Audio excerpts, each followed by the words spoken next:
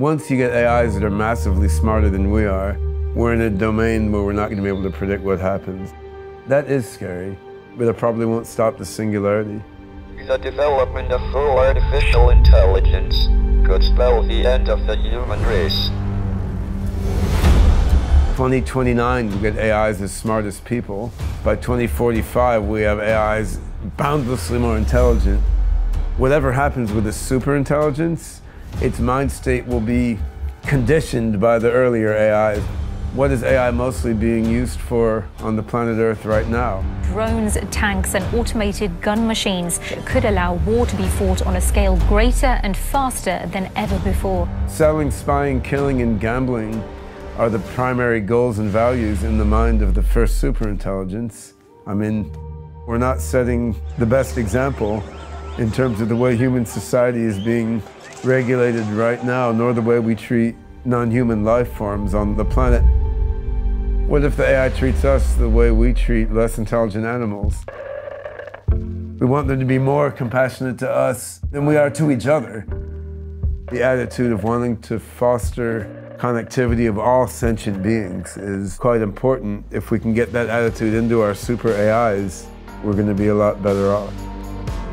I want people to start deeply thinking and to start learning and studying and to be figuring out how they can best contribute, just as I've done in my own life.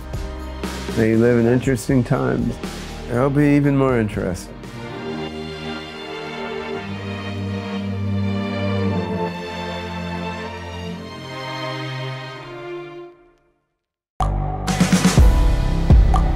The world is changing. Inspiration is everywhere.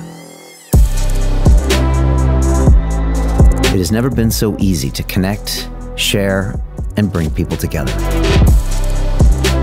We're learning from others and finding the best in ourselves. Challenging our beliefs. Sharing our vulnerability. Overcoming our fears. Transforming ourselves so we can transform the world. How far can we go? This is London Real. I am Brian Rose. My guest today is...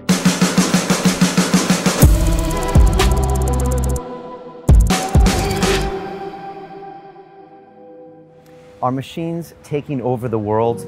Well, the simple answer is yes, and it's only a matter of time before we're going to have some type of relationship with AI, with cyborgs, and with computers. And my guest today, Dr. Ben Goertzel, is here to tell us that it can be done in a good way. But that's only if we can get back control of AI into the hands of private citizens. They're going to be able to put human values and human consciousness into these AIs, because if we leave it in the hands of companies like Google and places like the military, it might evolve in a way that we will never, ever be able to control. And so I really love talking to Ben about this entire concept. I mean, people freak out when they hear about AI and the singularity, but most people think it's happening in 2045.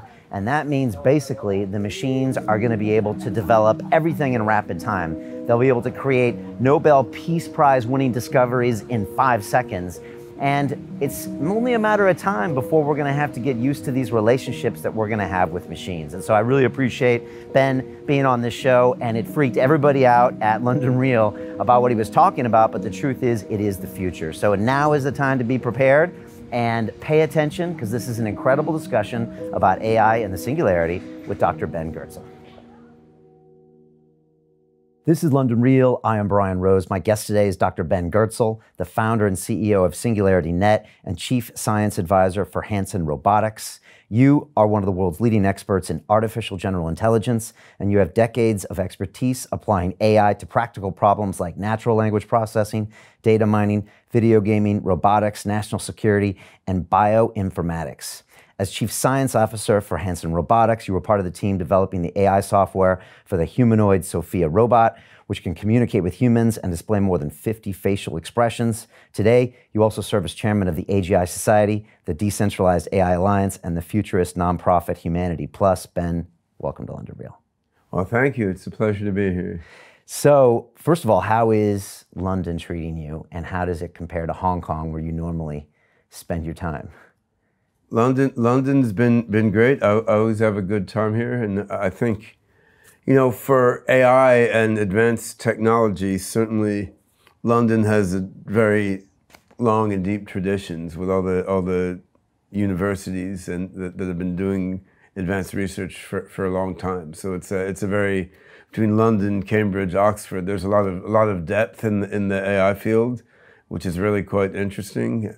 Hong Kong, it's a little different. It's the gateway to China, and China doesn't have so much history in AI, but they're pursuing and funding it with energy like you've never seen before, right? So the amazing dynamism in Asia now. You go away for 2 months and revolutions have happened. I don't quite get that feeling here, but there is a great depth of thinking and experience in AI and associated pursuits here. Right, and a company, DeepMind, that was bought by Google was based here, right? And probably a lot of Cambridge and Oxford talent in that company, I guess. DeepMind was based here, and actually one of the founders of DeepMind, Shane Legg, worked for me from '98 to 2001, like well before he came here he was at Kiwis from New Zealand, not British. So, yeah, I mean, DeepMind has been London's, I guess, biggest success in AI software realm, and they are basically a research division of Google rather than a sort of practical application engine like you have in many of Google's Mountain View teams. And I think DeepMind has recruited people from all over the planet. I mean, certainly not a preponderance of British people, but then, I mean, in the decades I've been visiting London, it's become more and more international. It looks really different than like 35 years ago when I was here the first time. So, but DeepMind is doing fantastic stuff. I think they're one of the few major projects to take general intelligence seriously and to really be pursuing thinking machines that can think, like people can, or even more imaginatively and creatively and broadly than people.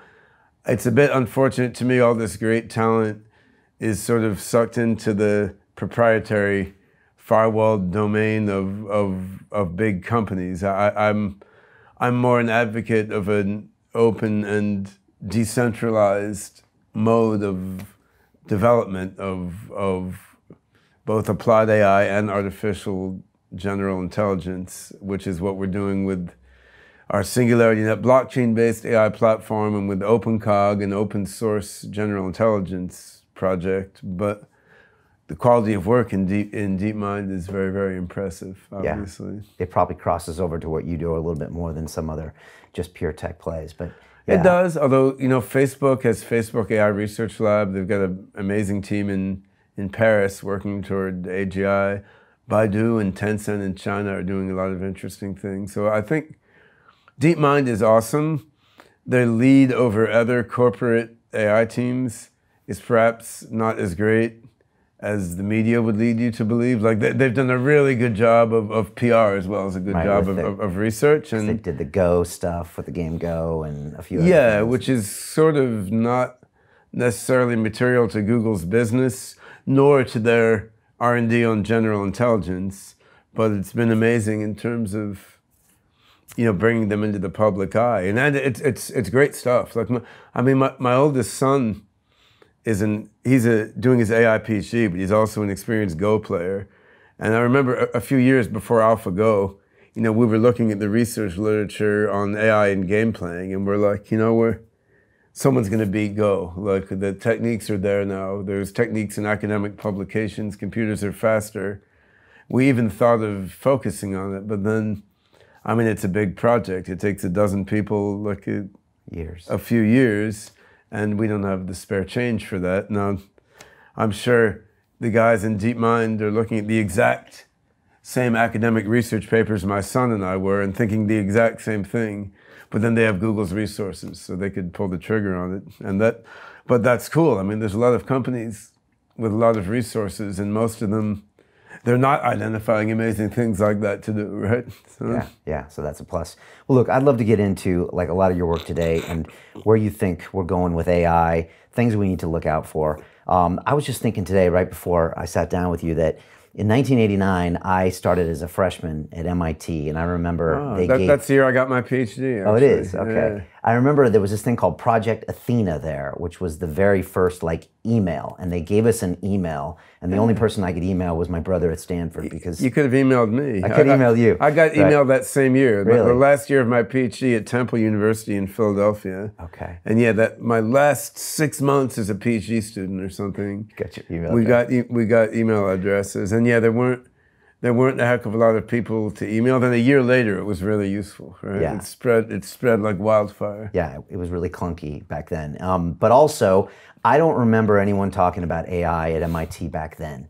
The internet Marvin didn't exist. Minsky was there before that. I'm sure he was, but I'm saying it wasn't part of the general conversation. Like I said, the internet didn't really exist yet, so it was still kind of a bit of more of an old school tech. Sure, there was computer science and double E, and I was in mechanical engineering. AI was obscure. Yeah, I mean, I got interested in AI due to science fiction in the early 1970s, but then when I looked at, as a kid, when I looked at what was really being done in the AI field, it was pretty boring, right? It didn't compare to the science fictional visions, but it kind of grew gradually. You remember Douglas Hofstadter's book, Goertzel, Escher, Bach, in the late 70s, that sort of layout AI and what we would now call general intelligence, and it went through, consciousness, cognition, abstraction, all the key ideas talked about in AI now. So that, I mean, and he was professor at University of Indiana, Bloomington. So I think it was sort of a slow burn in hindsight, but there was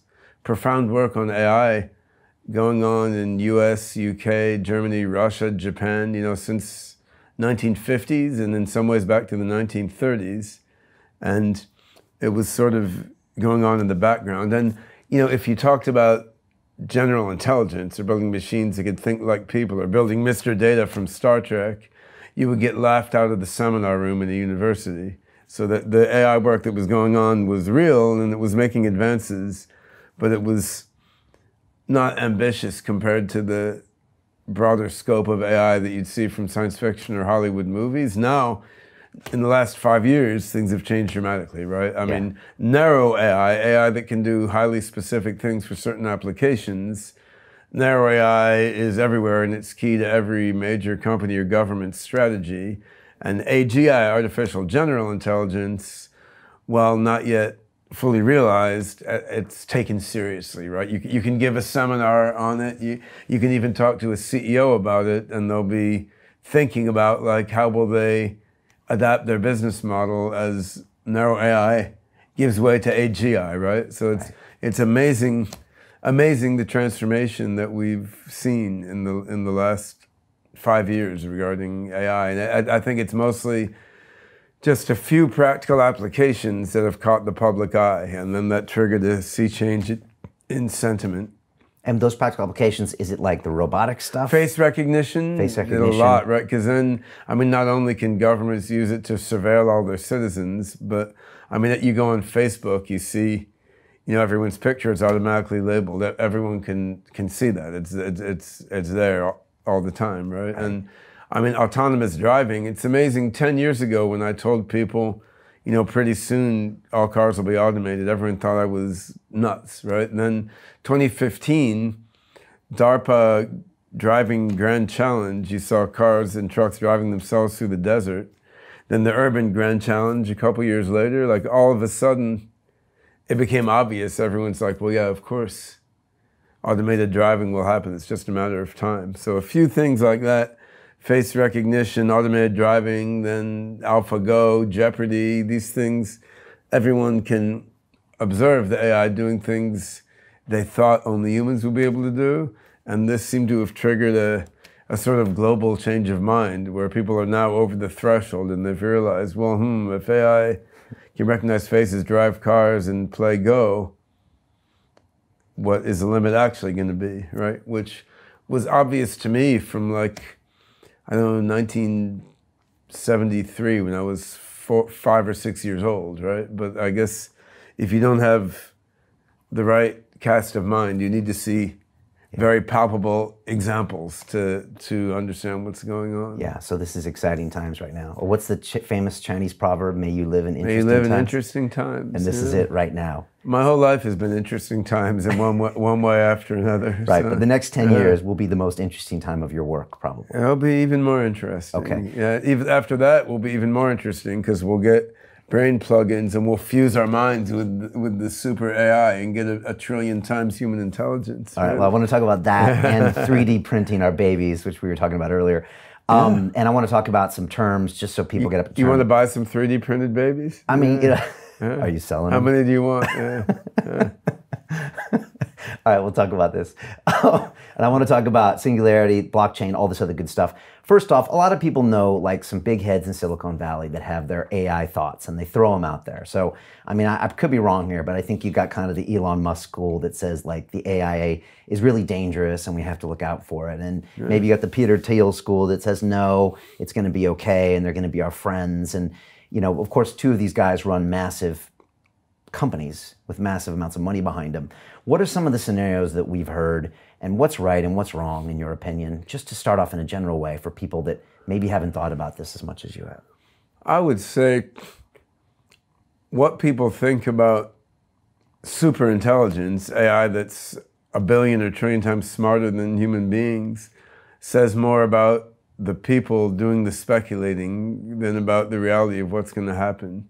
Because we're talking there about a future that we truly cannot predict in detail. There's an irreducible uncertainty, just in the same sense that a cockroach will have a hard time predicting who's going to win World War II. Like, I mean, once you get AIs that are massively smarter than we are, on a rational basis, we're in a domain where we're not going to be able to predict what happens. And what I see is, in Asia, where I've lived for 8 years, the predominant feeling and assumption is that AIs will be friends of humans and will help humans and everything will come out well. Whereas in the US, the prevailing vibe has often been more paranoid, like, oh, the AIs are going to kill everyone, they're going to be the Terminator, they're going to take all our jobs and we'll be left rummaging in the garbage or something. And I don't think this has to do with differing, like, rational extrapolations of technology to the future. It's just different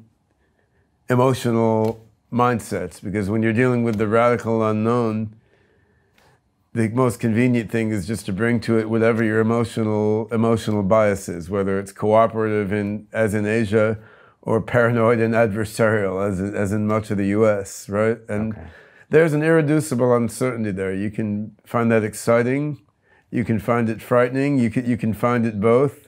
It's still going to be irreducibly uncertain. And I mean, Nick Bostrom here in the UK at Oxford, he's been very vocal that superintelligence is potentially dangerous. And it is, but the thing is, Nick, who I've known a long time, I have a lot of respect for him, but he has a way to make it sound like superintelligence is probably going to kill everybody. But I mean, we don't know that. If you read his book, Superintelligence, all he really argues for is that that's possible. Like, we can't rule out the possibility that the superintelligence will just turn us all into extra hard drive space or something, right? And you can't rule it out. So there's a certain irreducible uncertainty. We could decide, okay, well, let's just stop developing all this advanced tech until we somehow come up with a theory that will let us reduce this uncertainty.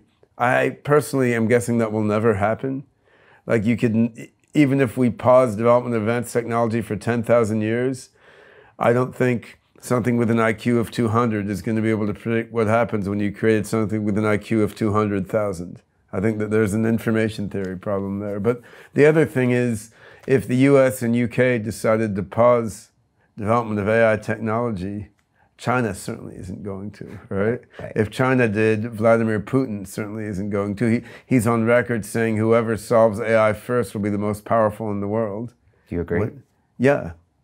And I think... And this is happening, whether it's 10 happening years now. or 50 years. That's the thing. So then the thing that we really should be worrying about, not so much the irreducibly uncertain phase when there are super AIs. I mean, we can think about that and how to bias things in a positive direction. But what happens in the transition period? Like, let's suppose my good friend Ray Kurzweil is correct that 2029 we get AIs as smart as people. By 2045 we have AIs boundlessly more intelligent than people. Suppose that vague timeline is sort of correct, right? What happens in the interim, right? Like, how does that affect industry? How does it affect our economy? How does that affect our lives? Because my best guess is whatever happens with the superintelligence, its mind state will be conditioned by the earlier AIs that we've created that grow into that superintelligence. Does everyone share that opinion?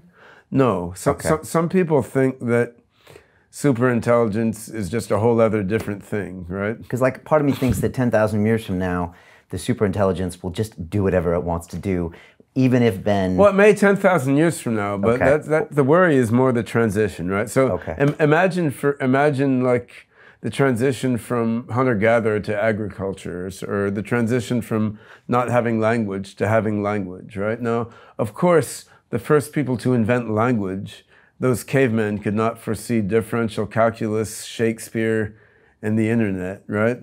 And programming languages, whatever, right? Of course, they couldn't foresee those further developments. What they could maybe do is smooth the transition for their children and grandchildren, right? And so that's really what we're talking about here. Of course, a superintelligence will go in directions we can't comprehend and we can't foresee. For that matter, it may contact alien life that's like humming all around us, embedded in the vibrations of subatomic particles that we're too stupid to detect. You have no idea what's going to happen. Right. On the other hand, that doesn't mean it's irrelevant to think about, like, okay, I mean, I have 4 children and 1 granddaughter. I don't want them to die or be reprocessed into, like, fuel for the superintelligence or something. I want them to be able to grow up and flourish and take advantage of new technologies that AIs help people develop, right? So it's still meaningful to think about how to smooth out the transition to the radical unknown. Okay. And I think it's a plausible hypothesis that the initial value system of a superintelligence may be conditioned by the value systems of the earlier stage AIs that we create. And then toward that end, we can think about what is AI mostly being used for on the planet Earth right now. I mean, it's selling, spying, killing, and gambling, basically, right? It's, I mean, that advertising, surveillance, military, and then stock market trading and so on. So if selling, spying, killing, and gambling are the primary goals and values in the mind of the first superintelligence, I mean, is it very likely we're going to have, a benevolent transition period? Or should we be, as well as working on general intelligence research, which I've been doing for decades, should we be working on making sure the early stage general intelligences are doing things like, education, childcare, elder care, scientific research, mental health counseling, decision support for governments. Like, we want the early stage general intelligences to be doing benevolent things in cooperation with a broad swath of humanity, so that the mind state of the first superintelligence is positive and benevolent, rather than the first superintelligence being preoccupied with spying on people and selling them crap they don't need. Right. And you say mind state because these artificial intelligence, they will have some type of, I hate to say the word, consciousness. I believe so. All right. I mean, there's philosophy there that's not resolved. On the other hand, there's philosophy that's not resolved in our everyday life. Like, I can't prove that you, according to science, rather, as opposed to some philosophy or spirituality anyway, I can't scientifically establish that you are conscious. Correct. And not just some meat machine put here to entertain and annoy me, right? I mean, that's, so, yeah. But yet we go about our everyday life and we make laws about who it's legal to kill and who it isn't legal to kill. And I think it'll be the same way with AIs initially. Like, we don't have a well-grounded philosophy of consciousness, but we just have to keep operating anyway, which we do in our everyday lives. And my personal belief is that AIs are going to be conscious in roughly the same sense that people are. But I do think that as AI and brain-computer interfacing and quantum computing, as other technologies advance, we're going to gradually work toward a real science of consciousness, which will be quite interesting. I mean, I think we're going to find that any AI that has human-level intelligence is going to have some species of advanced reflective consciousness, but I mean, I'm open to other possibilities. Maybe we'll discover only quantum computers can be conscious, right? And digital computers can't. I doubt it, but if that's where future science leads us, then so be it. Do you foresee like the machines, I'm talking like a Terminator movie, the computers having like an evolution maybe like humans did, where they have like the Dark Ages and the Renaissance and the cultural revolutions as they go through their own evolutions of consciousness? I think human evolution and human cultural evolution have had many very different characteristics, and you'll see with AIs, because humans are distinct individuals with our brains trapped in our heads and communication only by language, which is very low bandwidth, whereas AIs can swap brain matter whenever they want to.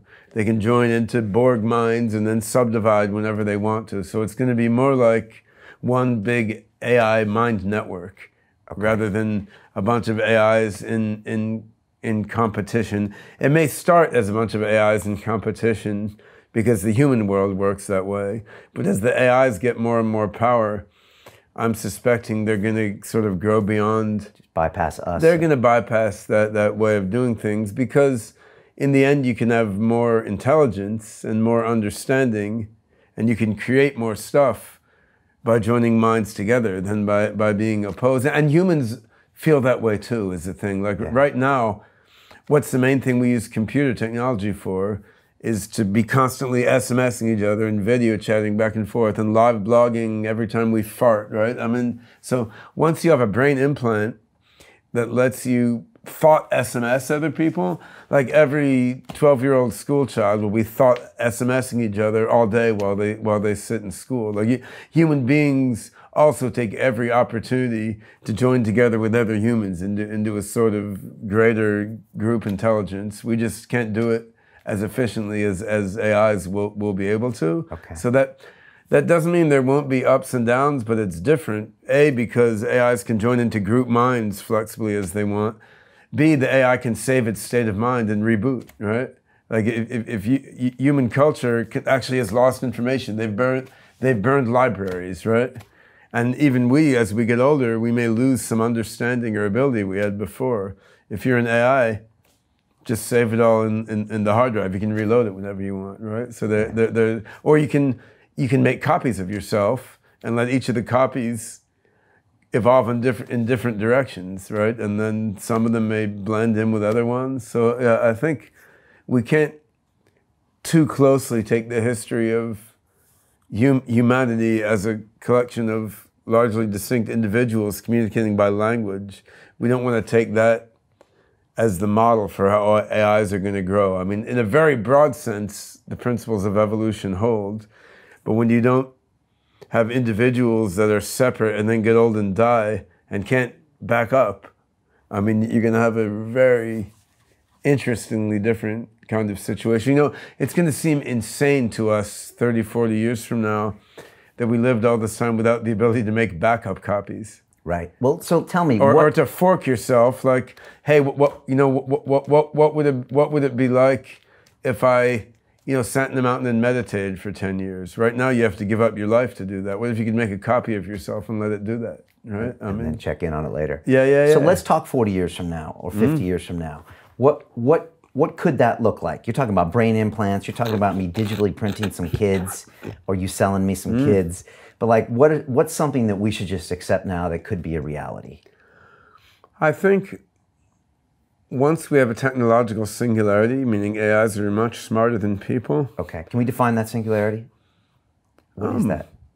Singularity is defined as a point when the rate of technology advance is so fast that from a human point of view, it appears infinite. Like, say that the AIs in the global brain network are making new Nobel Prize level discoveries every 5 seconds, right? And what's going to come along with that is, molecular nanotechnology, where you can just build anything out of molecules the way we would now out of Legos or in a machine shop, and the ability to cure human disease and prevent death by just sending little bio-nano probes into the body to fix things, and 3D printing that solves material scarcity on the level of everyday human needs. So I mean, having all these technologies coordinated together is going to be a fundamentally different regime of life than we have now. That's mind-boggling. I mean, to me, to think that's about. That's just the beginning. And that happens every 5 seconds. The thing is, this is the focus on the external machinery. But if you think about your state of consciousness, imagine that you had, access to reprogram anything in your mind whenever you wanted to. So you're like, well, I wish I didn't feel like eating so much junk. Okay, let's load the patch. Don't want to eat junk. Ding. You're done, right? Well, I wish I wasn't attracted to this type of girl. Okay, ding, I'm attracted to that kind instead. Like, I'd like to be able to, focus fully for the next 5 months on this. Okay, let's load the focus patch. You can do that, right? So the ability to rewire your brain at will, mental illness of the kinds we're familiar with now are gone. Unhealthy relationships are gone unless they're specifically what turns you on, right? So that's assuming the machines let us survive. Then we have these options. Well, yeah. So what I think is going to happen is we'll each have 2 options. So option A, you fuse your brain into the super intelligent mind matrix, then you become part of something billions, trillions, quadrillion times more intelligent than you were. On the other hand, probably you lose your illusions of individual self and free will and your nostalgic attachment to your human memories. And your body, you lose your body as well. You lose the requirement to have your body. You could have your body, but if you can see through a billion bodies at one time, this one body becomes arbitrary, right? I think that's one interesting option, and there's a question of how fast you want to fuse with this supermind. If it happens in 1 second, or do you want to phase it gradually over a year or something, right? Hopefully that's your choice. Who knows? And then why have new humans if we've already got all these? Well, that's one option. So now, option B is remain in a form very similar to the human form we have now, get rid of death and disease, get rid of mental illness. No need for scarcity, because instead of just a dishwasher in your house, you have a 3D printer that will print you any physical object you want, be it food or a new bicycle, whatever it is, and you live in a human life of joy and abundance. I don't know if the joy is there, but we'll have the abundance. Well, the joy everybody will get more the depressed. joy will be there, because if you don't feel joyful enough, you will just load joy patch number 3.7 into your brain. Ben, even that sounds a little ridiculous. You will feel that's not ridiculous at all. Isn't that synthetic joy? Isn't the human experience all about overcoming difficulties and dealing with a my body? second son Zebulon had a quote which was, "Pain builds character, bad character." So I would say humanity has a lot more scope than what we normally understand. The states of caveman mentality, you think, where? Well, it's just particular, right? The states of consciousness we enter into, they're different than the ones that people in Stone Age societies had. Very, very different. And they're different than the ones a monk meditating in a Buddhist temple has.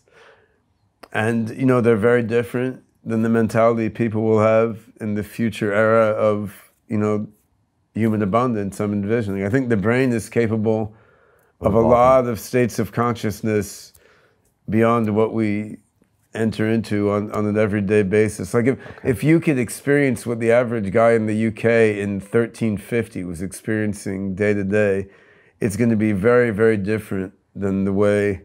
Okay, but without the social media, he's still got to eat. He's got kids. The sun comes out. It won't be that different, will it?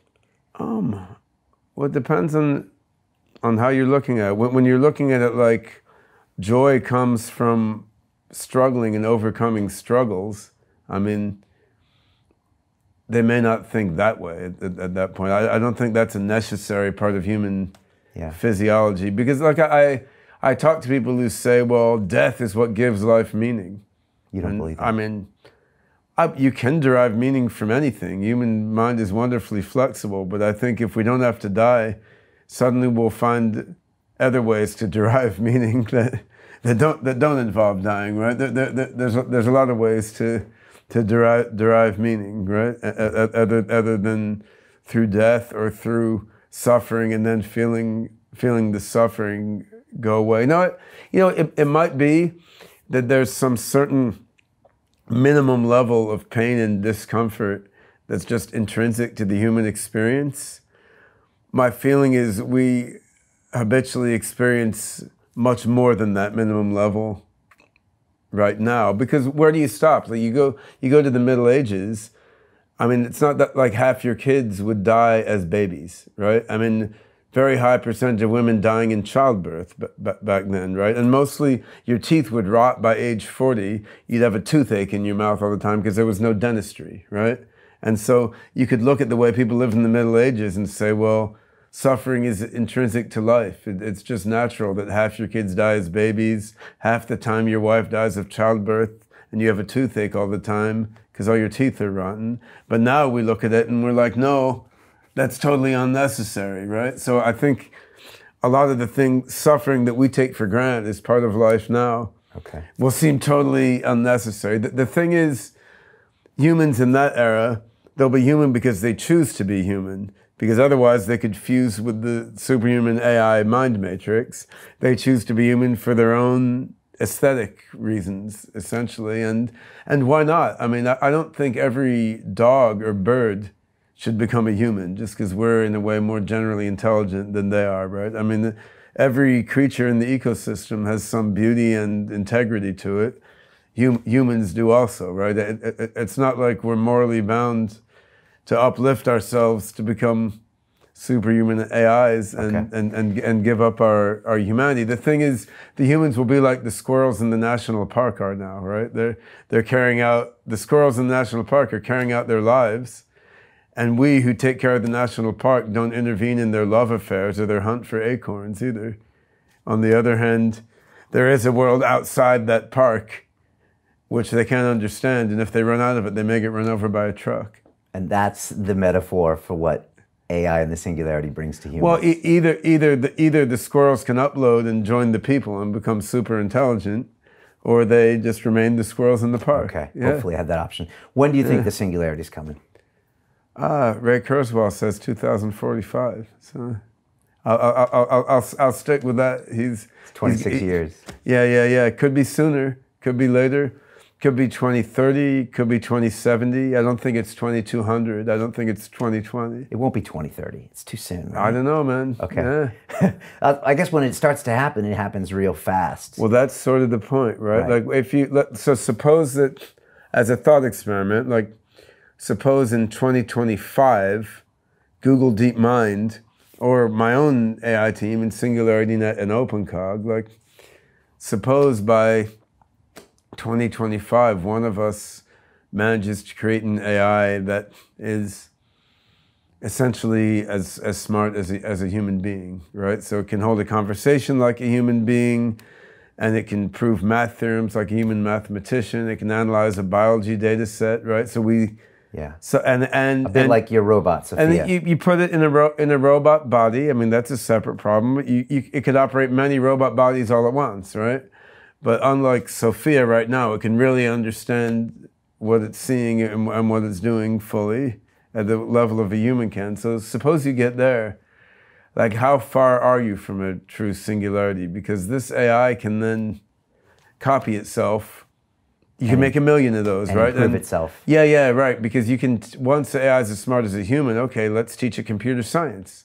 I mean, we can send it to school. It can learn math. It can learn programming. It can learn hardware engineering. And then you can copy 1 million of those, right? So all 1 million of those, maybe half of those are working on improving its own intelligence, but they're not working in isolation like humans are. They can share thoughts directly because they're all just running in the compute cloud, right? So it seems very plausible within a few years of getting to that human level AI, it's going to invent all manner of amazing new things. I mean, it doesn't mean it'll be instantaneous. I mean, doing lab research still takes time. Building new hardware still takes time. But of course, it can be working on how to speed that up, right? Like how to more fully automate manufacturing and laboratory research. So yeah. And then it could take us out of the process as well, possibly. It could. I mean, that depends on the value system that the AGI has, right? And I mean, this is why it's important to, give values of kindness, compassion, tolerance, inclusiveness, love for all sentient beings. We want to get these positive values into the AI as much as we can. And we think we can program that into AI. I think you teach it. You teach it. You program it with the ability to learn that. But then won't it unlearn that if it doesn't suit it? Or that's what we don't know? I mean, it's very subtle because human values are a moving target, right? Like the values of suburban New Jersey in 1975 when I was in elementary school are not the same as the values in suburban New Jersey in the US right now. Like, I mean, back then, gay marriage was illegal and violently opposed by almost everybody, right? And racism was very rampant there. So, I mean, human values they're evolving all the time. By the values of medieval Europe, you and I and probably almost everyone listening to us deserve to burn in hell forever, right?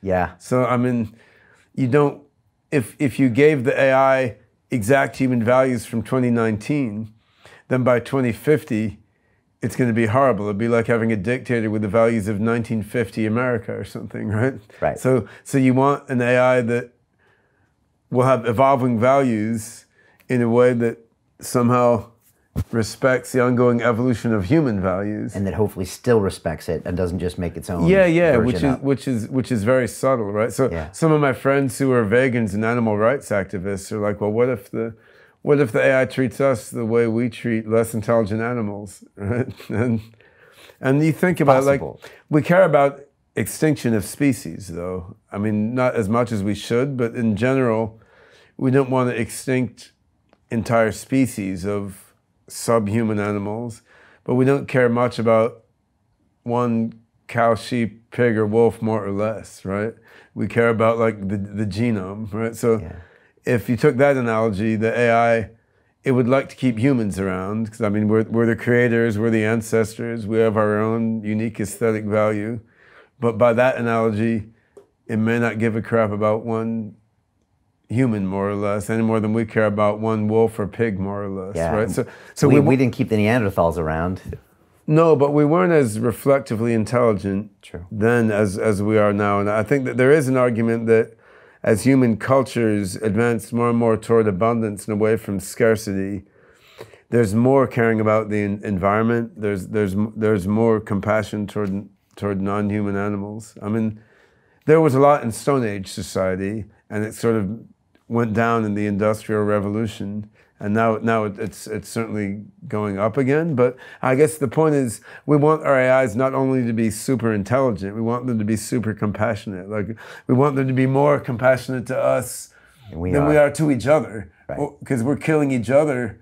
Humans are killing each other for no good reason all the time, right? So we want them to be morally better than us in some sense, right? And we hope they are. Yeah, we're not on the whole, we're not setting the best example in terms of the way human society is being regulated right now, nor the way we treat non-human life forms on the planet, nor the applications that we're deploying AI toward. Like, what are all the AI PhDs working on? What are all people's data being gathered together toward, right? I mean, it's, again, selling, spying, killing, and gambling. Right. So this is one of the big things you talk about, in that all of the AI resources now are pretty much in the hands of companies and defense industries. Quite a lot. That have their own agenda for it, which is, what did you say? Killing, selling, spying, killing, and gambling. Yeah. All the good stuff in life, right? You say that with a smile, but it upsets you. I mean, day by day, I'm enjoying life, right? And what's disturbing is this is all being done by 99% really good people, right? Like the people working at Google, I know a lot of them, good-hearted people. They're trying to make a sustainable business, right? And I worked in DC for 9 years doing AI consulting for various intelligence agencies in Washington, and the amount of nasty terrorist plots that are squashed by U.S. intelligence agencies is amazing. Like so many lives are being saved by the various three-letter agencies in Washington, and almost everyone I knew there has a really noble attitude, and they believe they're saving civilization from destruction. So it's mostly good-hearted people trying to do good for the world, but yet the way society is organized, the way governments and corporations have emerged to be organized, through capitalism. Yeah, through however you want to describe the modern oligarchic world economic order, right? I mean, it's large international corporations cooperating with governments. I think of it more as corporate socialism than competitive capitalism. Okay, but, why do you call it that? Well, because large corporations largely control the laws of large countries, right? And so if the laws of countries are being modified so as to make life easier for multinational corporations, then in a way it's a kind of socialism, but the benefit is for corporations more than for people, right? Right. The vision of capitalism as a sort of level playing field where companies are competing in a meritocracy, it's not really what you see in the world. Particularly if something like mobile, there's limited amount of bandwidth. Who gets the bandwidth? Well, that's determined by government in cooperation with big companies, right? I mean, the internet, who sets regulations for the internet, right? So I think things are so cross-connected now that it's not like a fruit market out in the street or something where you have some free market and competition. Right. You have humongous companies with trillions of dollars. Well, they're now monopolies and oligopolies, right? Yeah, so and they have a lot of lobbyists, and they're getting politicians elected, and they're sculpting the laws. And I mean, in some ways, it works incredibly well, right? And I think there are some things these big companies do great, like the mobile phone or something, right? A little startup isn't going to make that at the present time. It's really hard. You have all these different pieces. They have to be built by different subcontractors, right? So, I mean, large corporations certainly have their place, and, intelligence organizations have their place because there are psychotic people out there, and there are nasty organizations that want to kill a lot of people, and that's sort of how the human brain works, right? So good-hearted people, smart people, developing this AI, but they're doing it for a lot of times the wrong reasons. And because of the way society is organized, right? It's the incentive structure, and there's the whole question in the U.S. of whether corporations are people, and that's a legal question, but it's also sort of a philosophical question, because a corporation in a way is its own organism, right? Like, no one controls it. If the CEO or the board try to direct it in the wrong way, they can get thrown out somehow, right? And so it's its own organism, and they're sort of like parasites on humanity in a way that are directing humanity in certain ways. And I think, but there are opposing dynamics also, right? So, and the internet is quite fascinating that way, because the internet is not owned by anyone, it's not controlled by anyone. Because of that, like, Iran is still on the internet in spite of all these crazy international sanctions. Mobile developed a more of a corporate way, and you can think about, like, if the internet had developed like mobile has, and every time you went from one country to another, you'd have to pay some insanely high roaming fee just to use the internet, right?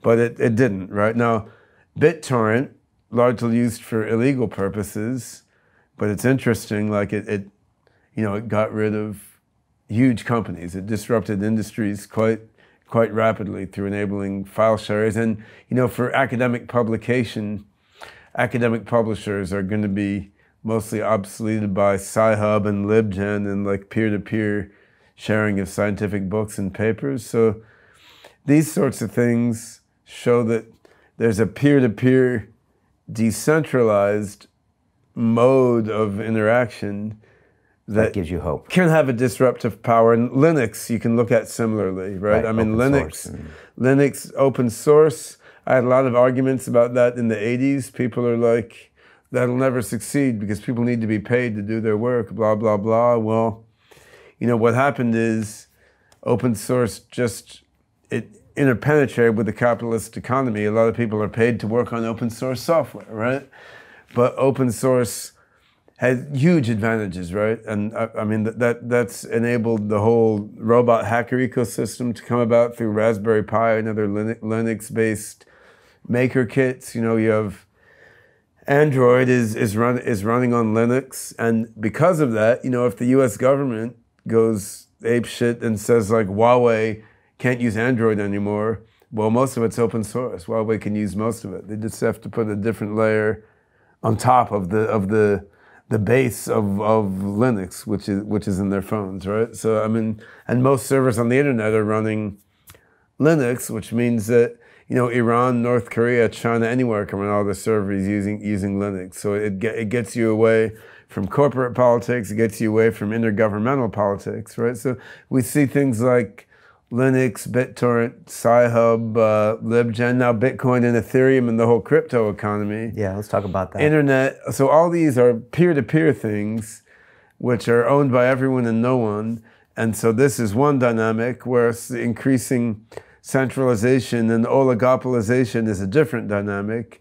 Both of these are being enabled and encouraged by computing and communication technologies, and they're in like co-opetition with each other, right? They're opposed, but yet they're also supporting each other in various ways. So it's quite complex ecosystem. It is. So what's your take on Bitcoin and the blockchain? I know you use the blockchain in a lot of what you do. I mean,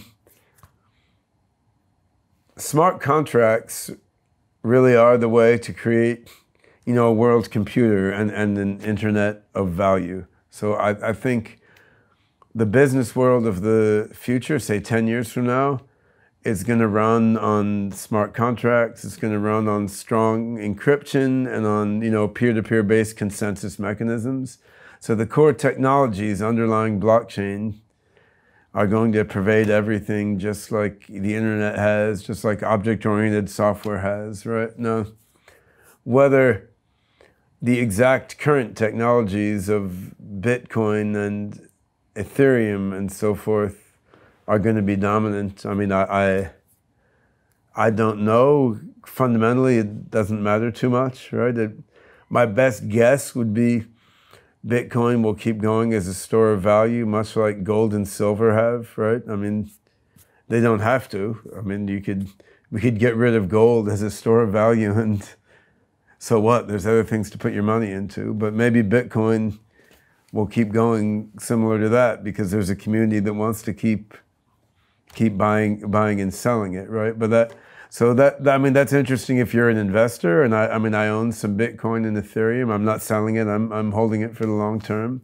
But fundamentally, what's more interesting is that the core technologies underlying Bitcoin, Ethereum, and other blockchain systems now, I mean, these core technologies, they're going to pervade everything in business, and that opens up a lot of new potentials, and it opens up new potentials for centralized surveillance and control, as well as new potentials for, you know, decentralized peer-to-peer networks that bring a lot of people and resources together to achieve valuable goals without any centralized controller. So they open up a lot of new doors. Like the Chinese government loves blockchain. I mean, because it gives an amazing way to, you know, keep records in a trustless way across a humongous government with 7 different layers between the people on the top. Like if you want to make sure there's not corruption happening at various intermediate layers of the government, I mean, what better way than have every transaction every government agency does put into, you know, a blockchain? So they're doing that, or do you think they will? They're doing it. They are, okay. And you like blockchain for your stuff because it's public. Yeah, I mean, I think for Singularity Net, what I want is to have the world's AI developed in a way that is not controlled by any single party. So then anyone creates an AI, they can put it out there on the internet, put it on their own server, put it on a server farm, put it on their phone, whatever it is. Anyone can put their AI out there, and then these different AIs, they can all talk to each other, they can outsource work to each other, they can share data. If someone needs some AI task done, they can put a request into this peer-to-peer AI network and find someone who can do what they want. But there doesn't need to be an Amazon or Google or Tencent or any central controller supervening over it, any more than there's a central controller over every computer in the internet, right? There isn't, right? So that's Singularity Net platform enables this sort of decentralized AI network, and blockchain is a key part of the infrastructure that allows that, because blockchain allows a bunch of participants in a network to make decisions about operations of the network, like is a certain transaction valid or not? Right. Is a certain person who they say they are? It allows the community of participants in the network to decide that in a communal way based on the majority vote, rather than needing like one central controller who validates the validity of things happening in the network. Now that makes sense. I keep thinking about chips in my head and 3D printing kids. So can we just talk about that briefly? So say the singularity happens at 2045. And the point is even if it's 2045 or even if it's 2095 or 2295, the point is it's going to happen, right? And most people will agree it's going to happen, right? I don't know if most people on the planet will agree it's going to happen, but it's going to happen anyway. Okay. Regardless. What does this look like? I got chips in my head. I'm 3D printing kids. Like, what? Explain to me, like, what does that life look like? Oh, I think we're going to have a lot more choice over what that life looks like than we do right now. And there's going to be a lot more diversity of what different people's lives look like, right? So I mean, because virtual reality will advance. So I mean, one possibility will be you just give up your body and upload yourself into a computer. You can just live in various virtual reality video game type worlds, right? And For then eternity. Yeah, exactly. It could be whatever game you want, right? So that sounds almost like so that's one option. Now another option, I mean, just like we have the Amish people now who live in Pennsylvania in the US, and they don't like to use electricity very much, and they farm and they maintain the old-fashioned traditional lifestyle by choice. And they're very thoughtful about which technologies they choose to use at which point in time. Like they realize cell phones are valuable for saving lives in certain purposes. So they discuss, okay, we'll have phones, but we'll keep them turned off most of the time, and we'll only turn them on in this context and so forth, right? So I think there will be people who want to maintain a traditional human lifestyle, and just like the Amish now want to maintain the traditional farming lifestyle similar to US from the 1800s. And my hope is those people will be allowed to do that also. So that then you could get a lot of different communities which have sort of different rules about what to do, right? You can imagine some who are really retro and they don't want you to 3D print babies. They want you to make them the old-fashioned way, right? Right. You can imagine others who want to maintain regular human form and go about doing things in the biological human world, but aren't hung up on use of advanced technology within that context. But then, I mean, if you imagine, say, London was like a human preserve, right? So people who want to remain in their human bodies and living sort of human-like lives, rather than uploading into video game worlds or fusing with the superhuman AI. What would London look like in that context? Well, no one has to work for a living anymore, so there's no more there's no more offices and jobs, right? Because stuff that you need can just be 3D printed and provided to you. And, you know, the tube can run automatically, controlled by AIs. You don't need people operating it. So then what? 3D printing babies, of course, there's limited space in London still, right? So, I mean, if people don't die, there would have to be some limit on producing new humans, or all the space gets filled up, right? So who makes those rules? Because like you said, Putin said whoever creates the AI rules the world. I will say this is London. It's still a democracy at this point. Is so it? That should be democratically.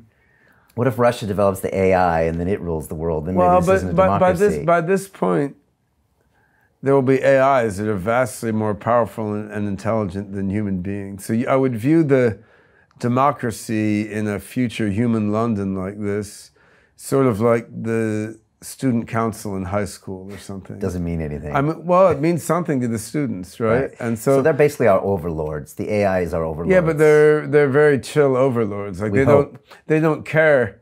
There's no reason a super AI is going to care about regulating the details of human lives. No reason? Why would it? I mean, I think... Why have us around? Well, that's a different question, right? So, I mean, consider like the squirrels in the park or the ants in your backyard, right? Like, if you want to put up a new house, you may bulldoze over those ants to put up the house.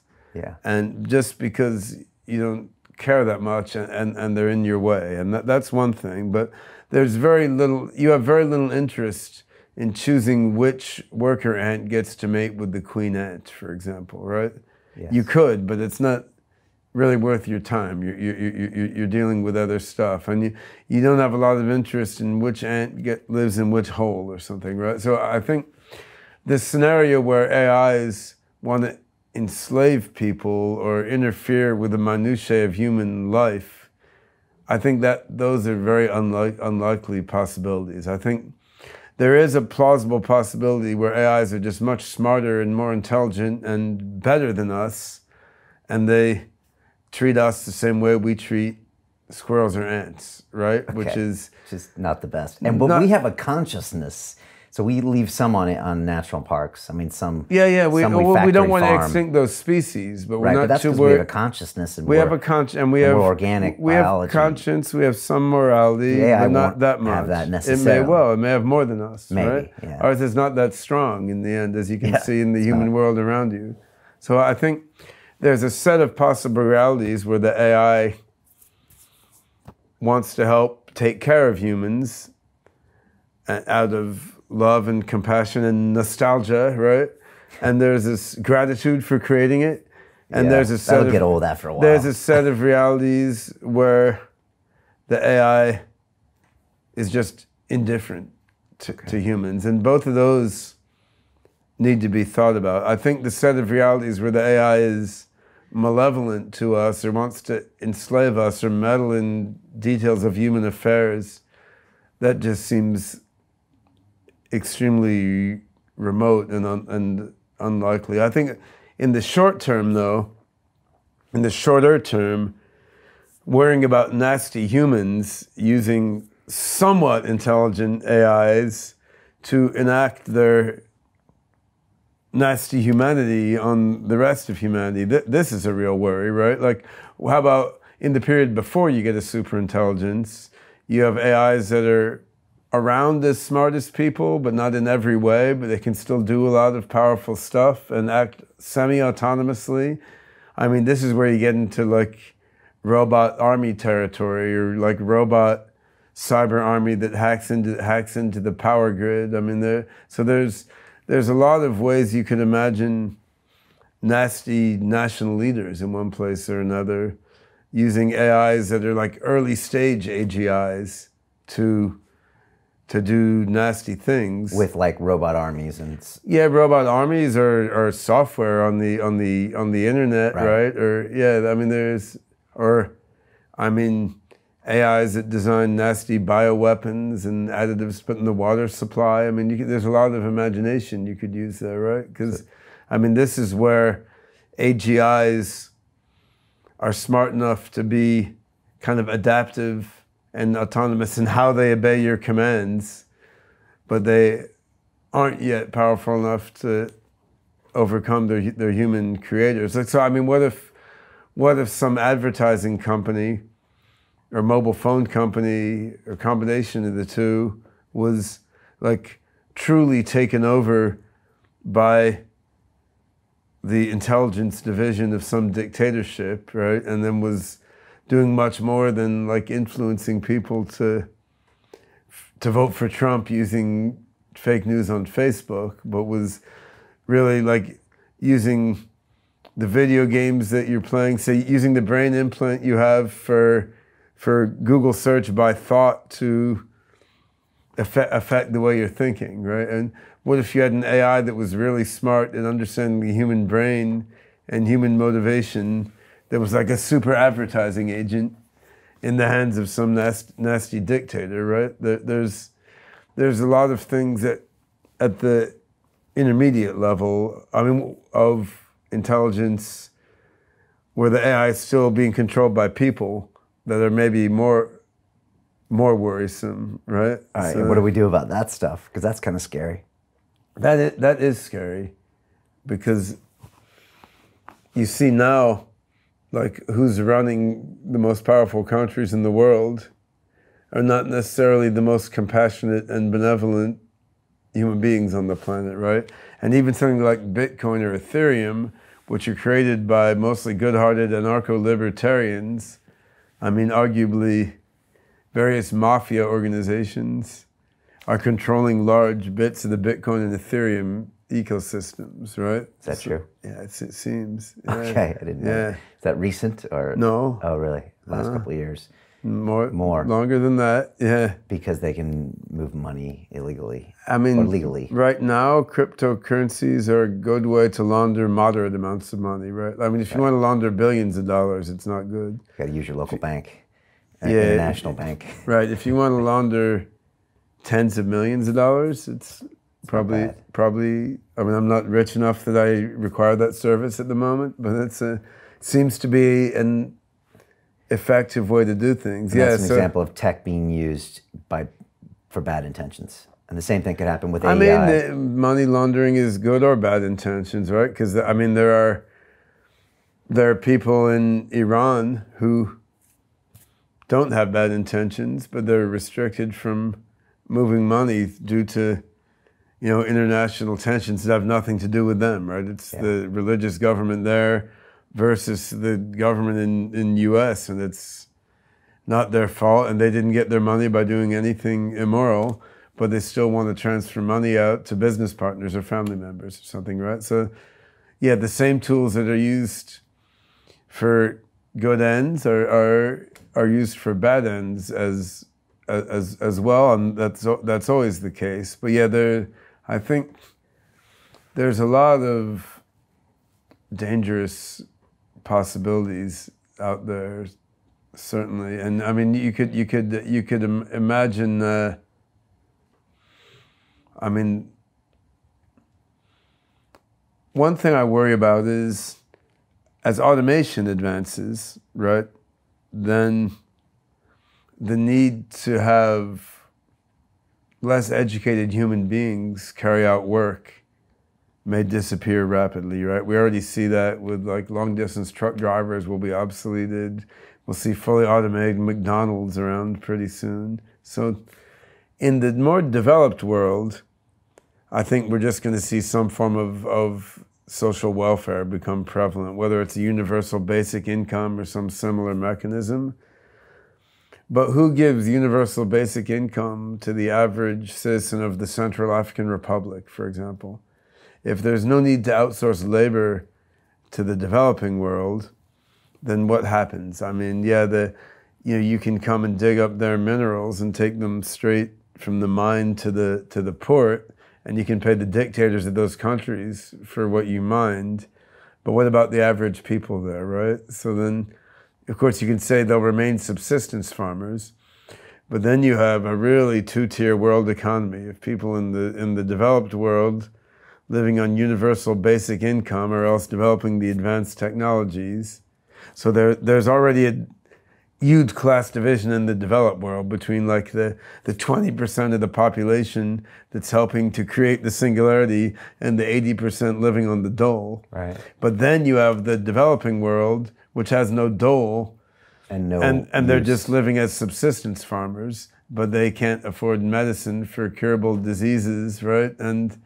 But yet many of the young people there, you know, they have the internet, they're getting technically trained, they know what they understand advanced technology pretty well, but they're not allowed to immigrate to the developed world. So what are they going to say when some faux, say, Russian mafia guy offers to pay them to do cyber warfare and hack into the power grid in the US or hack into the missiles in China or something, right? I mean, their whole country is being screwed by the international balance of power and technology. So then, yeah, then what happens? Like, at what point does some first world country decide to exterminate everyone in that third world country, right? So using drones that go in there and like gun down everyone seen with a laptop or something, right? I mean, there's a lot of dystopic potentials you can think of when you put together income inequality with, you know, military and surveillance technology powered by AI. And when will you see military and surveillance technology used to preserve corporate profits rather than just national security, right? Well, some say it's one and the same now, right? It's very closely allied, and especially if you look at Africa, it's super closely allied, right? So, why Africa when you see it? Oh, just with minerals and yeah, extracting. Well, yeah, exactly. I mean, and, yeah, because it's just deals. It's deals between one government and another. Yeah, that are made in order to assure companies with rights to mines, right? I mean, that's just the way it works. I had a Navy SEAL in here. His name was Jocko Willink, and somebody one time said, "Oh, you're just part of the military-industrial complex. Don't you worry that the people you kill is just there to support the industry." And his frank answer was, "Yeah, it's what makes America great, our military and our industry, and I'm there to go do whatever it takes to make us great." So that was his kind of response, which is all one and the same to him. And China has been, in some ways, subtler and more humane about it, right? I mean, they have been developing Africa for the last couple of decades because the West didn't want to. Is that why? Pretty much. I mean, we had other we're too busy blowing up innocent Arabs to mess with Africa. Like China's right? investing in the resources of the future. In a way, I mean, there's light rail in Addis Ababa, Ethiopia, and the train there has the logo of the Shenzhen Metro on the side of the train. I mean, it's just a Shenzhen Metro car plunked there in Africa, but, you know, that's all done with debt financing. So the Ethiopian government owes money to China for this. If they can't pay it back, then there's always a bargain to be struck, right? So China is just, they're using businessy methods rather than military methods to secure leverage over developing countries. And I mean, that in a way, that's just doing what America used to do and Western Europe used to do, but smarter, right? They're being very judicious about it. And the average Africans love them because they're building trains, they're building highways. However, if you notice, the best highway and train line always goes straight from the mine to the port, right? And I mean, it's not a coincidence. And a lot of the profit from this development in many African countries goes straight to the Swiss bank account of the ruling family rather than being distributed among the people. And, you know, they're also putting factories there now, though. So you look in the outskirts of any big African city, I mean, there's people assembling shoes, they're assembling mobile phones, they're doing the final assembly of parts made in China and Southeast Asia for sale in Africa. The thing is, what happens when that's no longer economical, when it's easier just to have the automated factory assemble the whole shoe? Well, the Chinese companies they're capitalist first and foremost, right?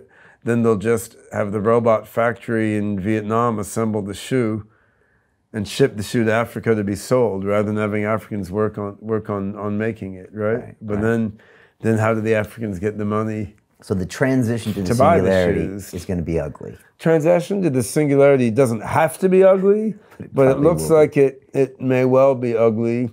It will be ugliest in the developing world, and how that will spill over, I don't know. Like the current issues with immigration are just scratching the surface. It's gonna get way, way worse than that once automation renders outsourcing labor to the developing world totally irrelevant. Okay. And you have offices in Ethiopia. We have an office in Ethiopia, and I've traveled extensively in Africa, and it's fascinating because, you know, the young tech geeks of Africa, they're just as good as the young tech geeks in Silicon Valley, Beijing, London, or anywhere, and they're really part of the global economy. And they're doing outsourcing work for foreign companies from home, or they're emigrating and sending money home. But that's a little portion of the population there, right? And you've got all these people like my age or 10 years younger than me, and they've been subsistence farmers forever. They're devoutly religious. They really are not prepared for the singularity. They're not prepared for the singularity by any means, and they're still part of an economy that's primarily subsistence farming oriented. And yeah, this is but their kids are seeing, like, my relatives are dying of curable diseases in their home village because they don't have enough money to get modern medical treatment. And these kids understand advanced technology quite well, right? So there's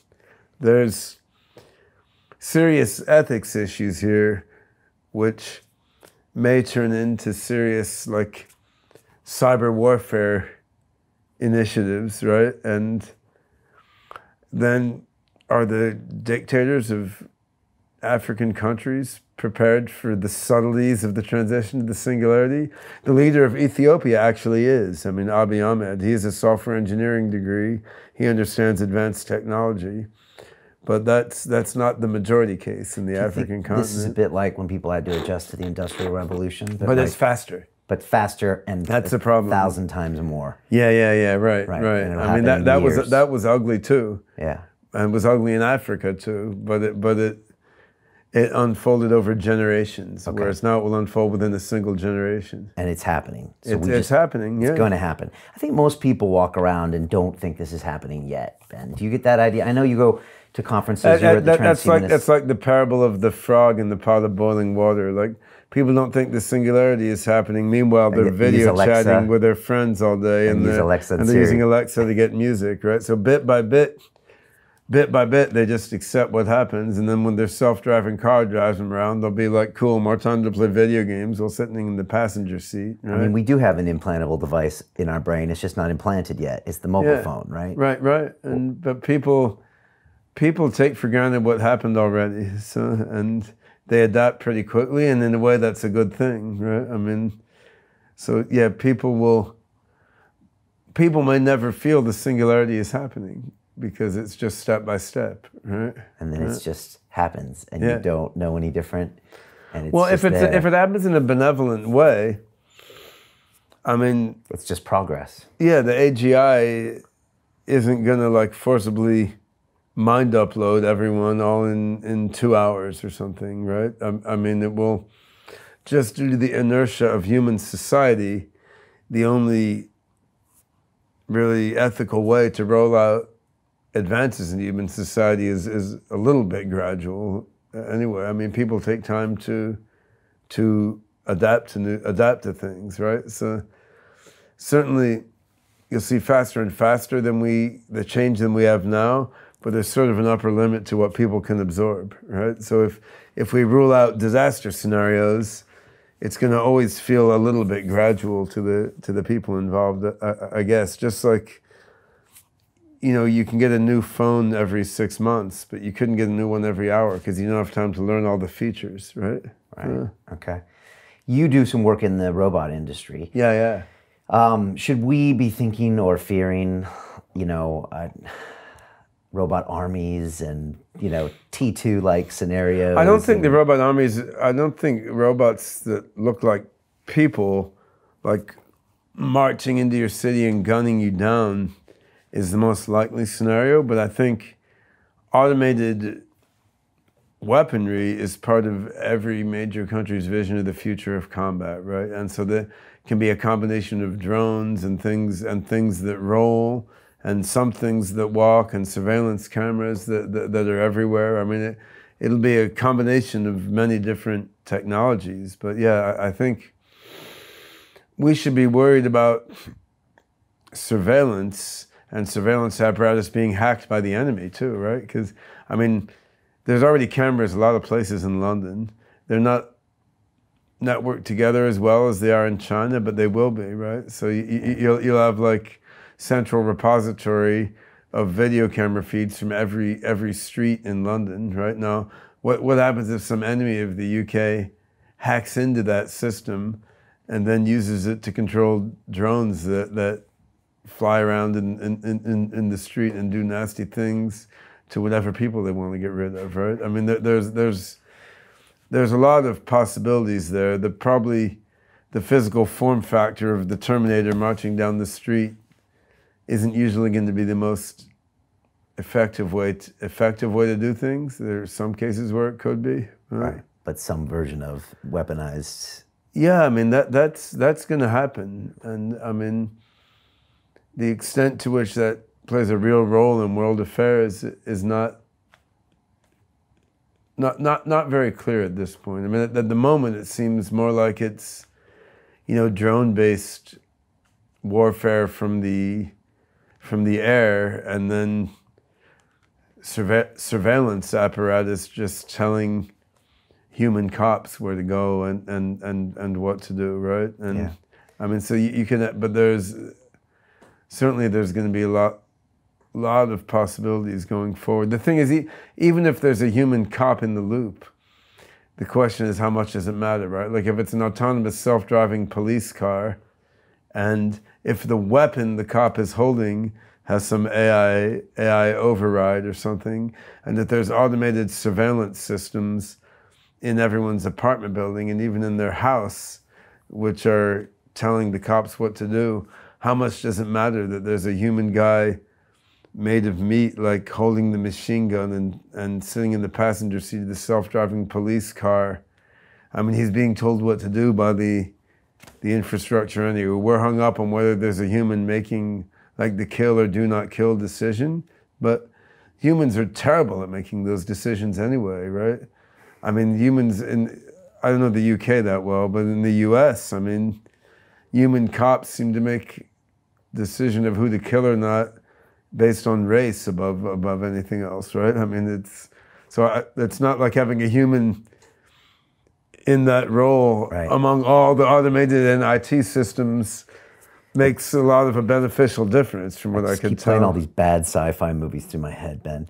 Do you have a tendency to scare people when you talk to them? Or do you usually make them feel optimistic? In the West, in Asia, everyone's optimistic. Westerners are just paranoid. I don't know why. You live in Hong Kong. Because the West is like an empire in decline, and Asia is like an empire rising. Is that why it is? So people there are more optimistic. Is that why it is? Well, I think at a gut level, like everyone in China has had the feeling of getting richer and richer every year. Like because they are. 30 years ago, China was a very poor country. If you look globally, like 80 or 90% of everyone to move from poverty to the middle class is in mainland China.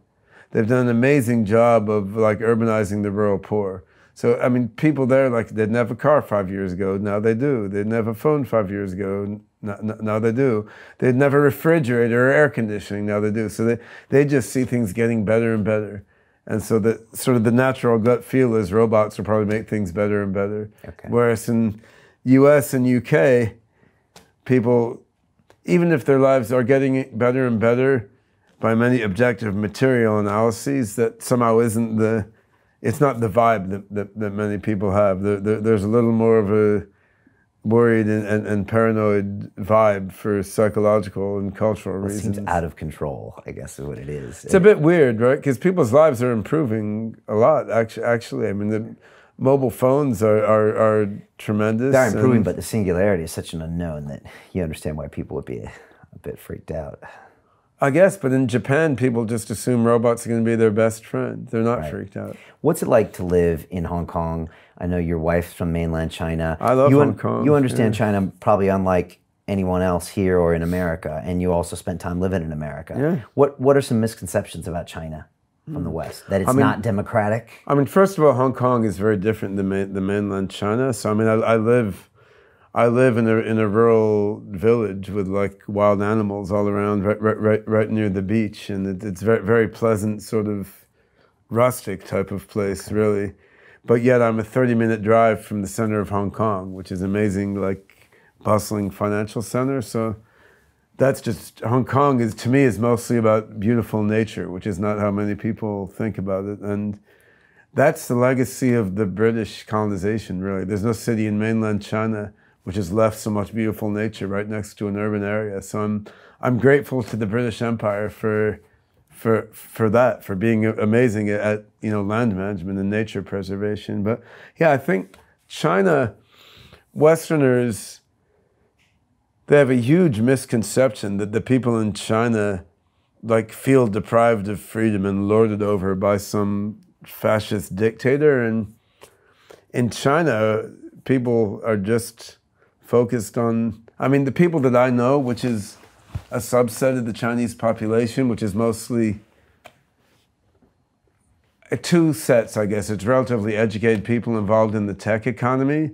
And then I know people in my wife's home village in Anhui province who are rural farmers, right? But they're Han Chinese rural farmers. So I don't have a lot of friends like among the Muslim population in Xinjiang province, where a lot of unpleasant things seem to be happening, right? But among the segments of China I have anything to do with, people are very nationalist as much as in the US. They believe China is the best country in the world and things are better off there than anywhere else. They think the government has pluses and minuses, but overall they're happy because it's been making China, richer and richer for their whole lives. And China is the most capitalist country on the planet. So I mean, the people there that I know are mostly concerned with how do I make more money? How do I start a new business and make it successful? And very family oriented. Like, how do I take care of my parents and my kids? And they are not focused on politics. They would rather not think about politics or deal with it at all. They don't see the government as very intrusive into their lives.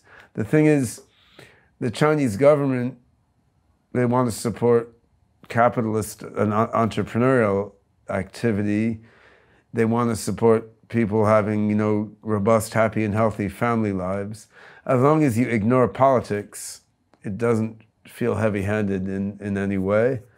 If you try to do political organization, or if you put, like, in Chinese language, something on the internet that's against the government, then you'll run into some unpleasant things from the Chinese government, right? But as long as you avoid that, which most people there are very willing to do, then very comfortable life, rapidly increasing wealth, and a really healthy entrepreneurial ecosystem. Like if you want to do a software startup, there's probably nowhere better on the planet than Beijing. If you want to do a hardware startup, there's nowhere better in the planet than Shenzhen. Now, in my wife's home village in Anhui province, there's not a lot of tech people, but so many people have made themselves rich with like real estate remodeling or property companies or something like that. So I don't think people understand how capitalist and entrepreneurial the whole vibe in China is, nor how nationalist the Chinese are, like really believing and feeling like they're on top of the world, right? And like historically, 5,000 years, most of which they were more advanced than the rest of the world. They had a few hundred years of being backwards, and now they're taking their rightful position at the top again, right? That's interesting. So more capitalistic than America. By far, yeah, sure. Explain that. Well, Americans are fat and lazy and comfortable, right? Fat cats. Chinese are like hungry. Yeah, they're hungry and they're rising. But I think Chinese have been merchants and capitalists since forever, right? Yeah. So I mean, that's really that's in the cultural DNA to a huge extent. And Deng Xiaoping in the 1980s, when they started like, you know, communism and capitalism with Chinese characteristics, that was way more of like a quiet revolution than people outside China realized. Like it wasn't formally a revolution, but I mean, it was an utter change in the way things are, the way things are organized. It's really, what's happened there since the 80s is really nothing to do with Maoism, even though Mao's face is on the money. And I think people think China is communist in some way they can understand, but it's not about that anymore. It's a new form of government and a new type of like state-directed capitalism, which we just have no model for in the West. And one of the beauties of that system is, you know, they're able to plan 5, 10, 20, 30 years in advance in a very coherent way. Whereas in electoral democracies, which I still prefer emotionally being an American, but in electoral democracies, it's hard to do planning beyond the election cycle, right? And that's a problem. China is into AI, they're into solar power and renewable energy, they're into robotics, they're into nanotech, and they're able to plan these things decades in advance in a coherent way. And that's a very significant advantage, right? China is run by engineers, whereas the US is run by lawyers. And the UK is run by morons, right? Well, US is too, right? Which is a problem though, right? Yeah. I mean, so Xi Jinping, very smart guy, and he's got like a whole organization of smart engineers around him who are like figuring out the optimal way to design the society and, you know, what disciplines do the universities fund students to be in, which state-owned companies and which disciplines get money. So, you know, in Guangdong province, now in many parts of China, if a real estate developer wants to develop a new office complex, there's strong pressure from the government to have a couple AI, robotics, or advanced technologies in that office complex. So this pushes the people, the property developers, to fund AI companies, so they'll have an AI company in their office complex, right? So the government just does all sorts of... It's probably not the most efficient use of capital, but it gets their agenda Yeah. So pushed. they're very complex. It's 1.5 billion people. And there's still corruption and there's a lot of inefficiency there. But the government is very clever at figuring out, like, within the system we have now, how do we nudge things in the direction that we need to go in, and it's not as top-down as you would think. So like this mechanism I just described now, on the one hand there's some inefficiency, on the other hand it's encouraging, you know, the holding companies that own property funds to be thinking about AI, and then it pushes the AI investment local in that sense, right? Okay. So it is very subtle, but the thing is they're embracing AI, robotics, nanotech, renewable energy, biotech, all these things in a huge way that the West can't even imagine. And they're putting a significant percentage of GDP into these advanced technologies, whereas the US is like fussing about building border walls, and UK is like fussing about how do you deal with tariffs after a no-deal Brexit or something. China isn't chasing its tail around in circles like that. China is thinking like, how do we dominate AI, nanotech, biotech, and robotics 25 years from now? Right? And so it's different, right? And is that scary? It's both exciting and unnerving, right? Because I mean, I'm sort of an anarchist, hippie, libertarian type. I have a great emotional preference for a system like the US or UK or Hong Kong is now, where like I could go out in the street with a megaphone and say the president sucks balls, right? And I'm not going to get put in jail, right? And you know, I can publish whatever book I want. There's no censors, right? So I grew up with that in mind. I greatly appreciate it. It makes me more comfortable.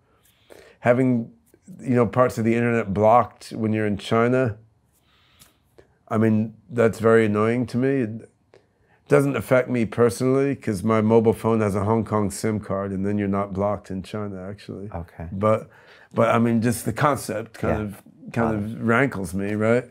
On the other hand, if I look at it more objectively, I mean, you know, Brazil, where I was born, has not been remotely as effective at lifting people out of poverty as China has. And you know, if you're living in the favelas in Brazil, in some hut without proper electricity and with no education, you know, how good is it that you can go out in the street with a megaphone and denounce the president, right? So, I mean, there's been a lot of advantages to the way that China has developed. And if you compare China to India or Brazil, it's not clear you can say, like, you wish China had been with a more Western style system like India or Brazil. Like, arguably China has done better for its people, in spite of some aspects that are annoying to me as like an upper middle class educated person, right? Yeah. So that's quite subtle. What I would like to see is AI develop in open, decentralized global networks, though, right? Because then you're cutting past all these issues. It's like, yeah, China has its pluses and minuses, US does, like UK does, Africa does. Every government system has its pluses and minuses. Iran has its pluses and minuses. Great university system there. And you would like AI to develop like the internet or Linux has developed in a way that cross-cuts across all these problems. Like, I don't want to get involved in politics anywhere. I want AI to develop in a way that is orthogonal to politics and that just networks together, you know, companies that need AI to do practical things and developers that want to develop AI. And I think we can do that. Like, we're developing our SingularityNet platform in a way that works in China and in the West, respecting laws about blockchain in the different places. And, you know, we're working with major Chinese companies like Ping An and some other big insurance companies there. We're working with Guangdong province government. I mean, at the same time, we're working with smart cities in France and with Domino's Pizza in Malaysia. So What are you doing with Domino's? We're optimizing pizza delivery in Kuala Lumpur. So after creating this decentralized AI platform, among other things, we've created a for-profit company called Singularity Studio, whose purpose is to develop products that back end on this decentralized AI network. And I mean, we're selling these products to companies in China and in the West. So, I mean, business has a way of cutting past all these nasty political problems. There are limits. I mean, Iran is hard to do business with now as an American, but China, all this madness with Trump hasn't affected us, right? Because I mean, they've blocked certain roads, but there's a lot of other roads for collaboration open, and there's no limitations on selling AI software into China. SingularityNet is a Dutch company, right? So we're a Dutch company, headquarters in Hong Kong. We can do business in China, the US, UK, France, wherever. And I think building up more and more AI collaboration with business projects built on open source software at the foundation, with decentralized networks as part of that infrastructure, I think to the extent we can do that, then we're building up AI in a more decentralized, participatory way, which can maybe cut through some of the nasty dynamics that you're seeing. Because one of the interesting things we found is most corporations don't want to see Google, Facebook, Alibaba, Tencent own everything either, right? Like if you're a major like manufacturing company or an insurance company, you don't want to outsource all your AI to Google or Tencent, right? Because then they'll try to own your business in some way. You'd rather see some open source decentralized network become prevalent, because then you're on an equal playing field with every other corporation, right? So but the Googles and Facebooks would rather you not succeed at what you're doing. Well, yeah, Facebook is trying to own remittances now, right? What do you think of that? Facebook Libra. What do you think of Libra? My prediction is as follows: Libra will succeed reasonably well, like WeChat Pay has, right? Which is Chinese remittance system integrated with WeChat, probably the world's best social network software. So then Facebook will get remittances integrated with Facebook Messenger and WeChat, which will get some uptake, will be interesting. Then you're going to see some horrible hacks and privacy scandals, which Facebook seems bad at avoiding. You're going to see some developing world countries try to clamp down on it because they don't want all the financial data from their country going into Facebook's databases and not theirs. And probably as a result of that, you're going to see some fundamentally decentralized cryptocurrency-based remittance system come afterwards as the next phase after Facebook Libra. So I think in the end, it will get some adoption, some bad things will happen, you'll have some reaction against it, and finally you'll see like a decentralized cryptocurrency-based payment infrastructure come about. So, but it'll help that process along. I think it ultimately will. Just like I ultimately think you're going to have a decentralized Facebook instead of Facebook. You'll have some social networking platform that isn't owned by a big company, but it's just sometimes humanity needs to go through that learning process, even in ways that might seem obvious to some of us beforehand. Right. You think we're living in a simulation right now, and we're just talking about this as uploaded beings? I think we have no idea what is the fundamental basis of our reality. And I mean, that's the bottom line. The idea that we're living in a virtual reality simulation that's in some way analogous to a video game seems highly unlikely to me, but I think that's kind of a lack of imagination, really. But I mean, the idea that there is some reality outside the reality that we know about, probably there is. We're probably very ignorant. I mean, I think about my dogs at home when they watch me sitting at the computer. What do they think I'm doing? Like I'm guarding this physical object. I'm wiggling my fingers to get some exercise. They have no idea what I'm doing there, right? I'm just sitting there. They have no idea I'm controlling vast networks of computers halfway around the planet or communicating with other people by text or something. I mean, in the similar way, when you get an AI much smarter than human beings, it's probably going to perceive aspects of the world that are totally opaque to us due to our limited scope of cognition, right? And we're going to discover the universe is something utterly different than what we think it is. But the odds that it's a simulation or a video game seem very low. It's going to be something we can't even imagine now. Wow. And are you going to live forever or upload your consciousness? I certainly hope so. Yeah. If not, I'm counting on my kids to figure out how to reincarnate me, right? So, and are you going to digitally print any kids or 3D print any kids? I would. We'll see how things eventuate, right? It may be that virtual realities become more interesting, but there's certainly that possibility. Okay. I would love to see. You know, if there's resources, it would be a lot of fun to have millions of clones of all of us and let them all diverge in many different directions, right? But this may happen in virtual worlds rather than in the physical-based reality. Right. So we just got ourselves in the virtual world and all these weird clones of us. I mean, the process of raising a kid is partly wonderful because of just the biological constraints on it, right? It's not clear that 3D printing kids is even going to seem worthwhile. To me, I mean, I've loved having children. It's one of the most rewarding parts of life, but it really is, I mean, it's sort of bound up with the whole traditional biological way of being, right? I mean, which gives our lives meaning, right? Well, we think. It does give our lives meaning right now, but there's probably a lot of other ways to derive meaning in the universe also. Like I would like to fork myself into multiple copies and let one remain biological and keep producing kids in the good old-fashioned way, which has its rewards also, and have another version of me live in the virtual world where it can take any physical form it likes, and another version like give up its humanity and merge with the superhuman God mind. Like you're not limited to just one future you. You could make many copies and let them do many different things. And then you're in 3 different realities and you communicate with each other or not.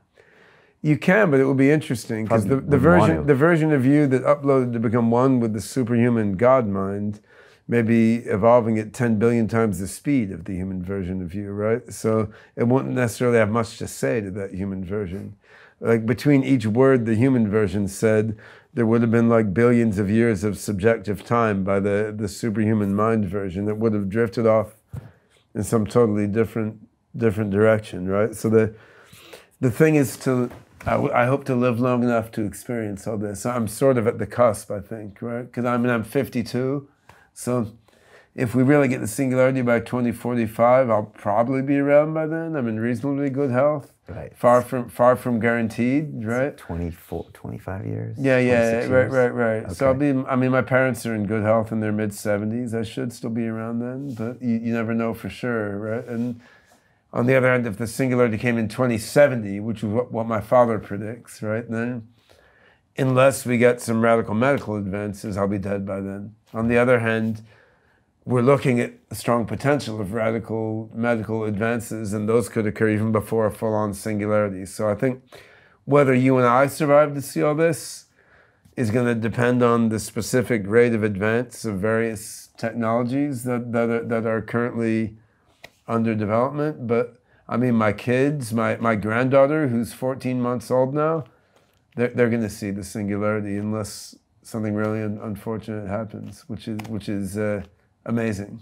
Right, and that excites you. It does, yeah. And that's assuming we don't screw it up and set off some nuclear missiles or something. We're going to screw up a lot of things, and if some nuclear missiles are set off, that will be tragic, but it probably won't stop the singularity. Right. I mean, I think you could kill off billions of people without stopping the singularity from happening. I'm really hoping it doesn't go that direction, but yeah, we can't rule that out when you look at the idiocy at the highest levels of government in many places on the planet right now. Yeah. What didn't we talk about? Well, we talked about a lot of different things, didn't we? So, are there things that are on your mind these days, like when you go and travel around the world and you talk to people that you want to share, or things that people ask you, or just, any other thoughts about when people hear you talk about this stuff? What's the general consensus or reaction to it? I think I tend to speak, in terms of public speaking, to fairly special audiences, right? So, I mean, to people in the technology business world, or in the AI research world, or robotics world, I mean, they're very excited by these developments overall, right? And then, we're spinning off all these initiatives from SingularityNet. We're spinning off Singularity Studio for enterprise software. We're spinning off a project called Rejuve to use AI for life extension biology. A project called NewNet that lets you use your mobile phone and other like Internet of Things devices for AI processing. People are very excited by all these options. They're excited by, Hanson Robotics in the next couple years, mass manufacture Sophia-type robots to be in businesses everywhere. But yeah, I think I'm conscious this is a very selected population. Like if I talk about these ideas to, say, rural Ethiopian farmers or something, there's a lot more confusion about all these possibilities and what they're likely to mean. But what's interesting is if you talk to farmers in like rural Sichuan province in China or rural Ethiopia, you find people are really eager to have AI help them solve the problems of their lives. So I went to Sichuan province, and we're looking at how can AI help do early diagnosis of crop diseases. And I mean, the farmers there, or the coffee farmers in Ethiopia, they would love to have AI to tell them earlier when their crop may be getting a disease, so they can be more judicious about when to apply pesticides and save money and not buy them when they're not necessary, right? So I think there's a lot of openness all around the world now to AI helping to resolve practical issues that people confront in their lives, even by people who don't want to deal with the idea of the superhuman mega God mind singularity taking over everything. And so I think that's probably what you want to focus on when you're talking to ordinary people. I think the people I talk to also in the technology world tend not to be traditionally religious, whereas in rural Ethiopia, most people are heavily Ethiopian Orthodox, 30% Muslim, and these guys are very ready to embrace AI helping solve their practical problems, they sort of, on religious grounds, don't believe that AIs are ever going to become really as like creative, imaginative, or general purpose intelligence as human beings. And I'm not really in the business of trying to unconvert people from their religion or trying to convince them an AI is going to have a soul or something, right? Right. But the practical applications of AI are really almost a universal language now, and everyone can relate. No matter where you go, they can see AI is going to solve a lot of problems, it's going to transform the world, and they can also see it's going to be better if the AI is owned and controlled in a decentralized way. Like the question of who owns the future really resonates with everyone, right? Because they don't want like an AI colonialism, right? They want AI that they can participate on and they can see some of the rewards from. And so this aspect of it resonates very well also.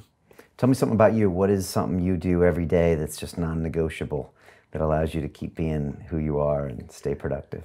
I mean, I'm very sort of nature-oriented and very family-oriented at this particular phase of my life, because my wife and I had a baby 16 months ago, right? So I mean, when I'm home in Hong Kong, which is, to be fair, about 40% of the time lately, I've been traveling constantly. I mean, every morning I get up and with my 16-month-old baby son, I mean, we go walk on a trail through the woods.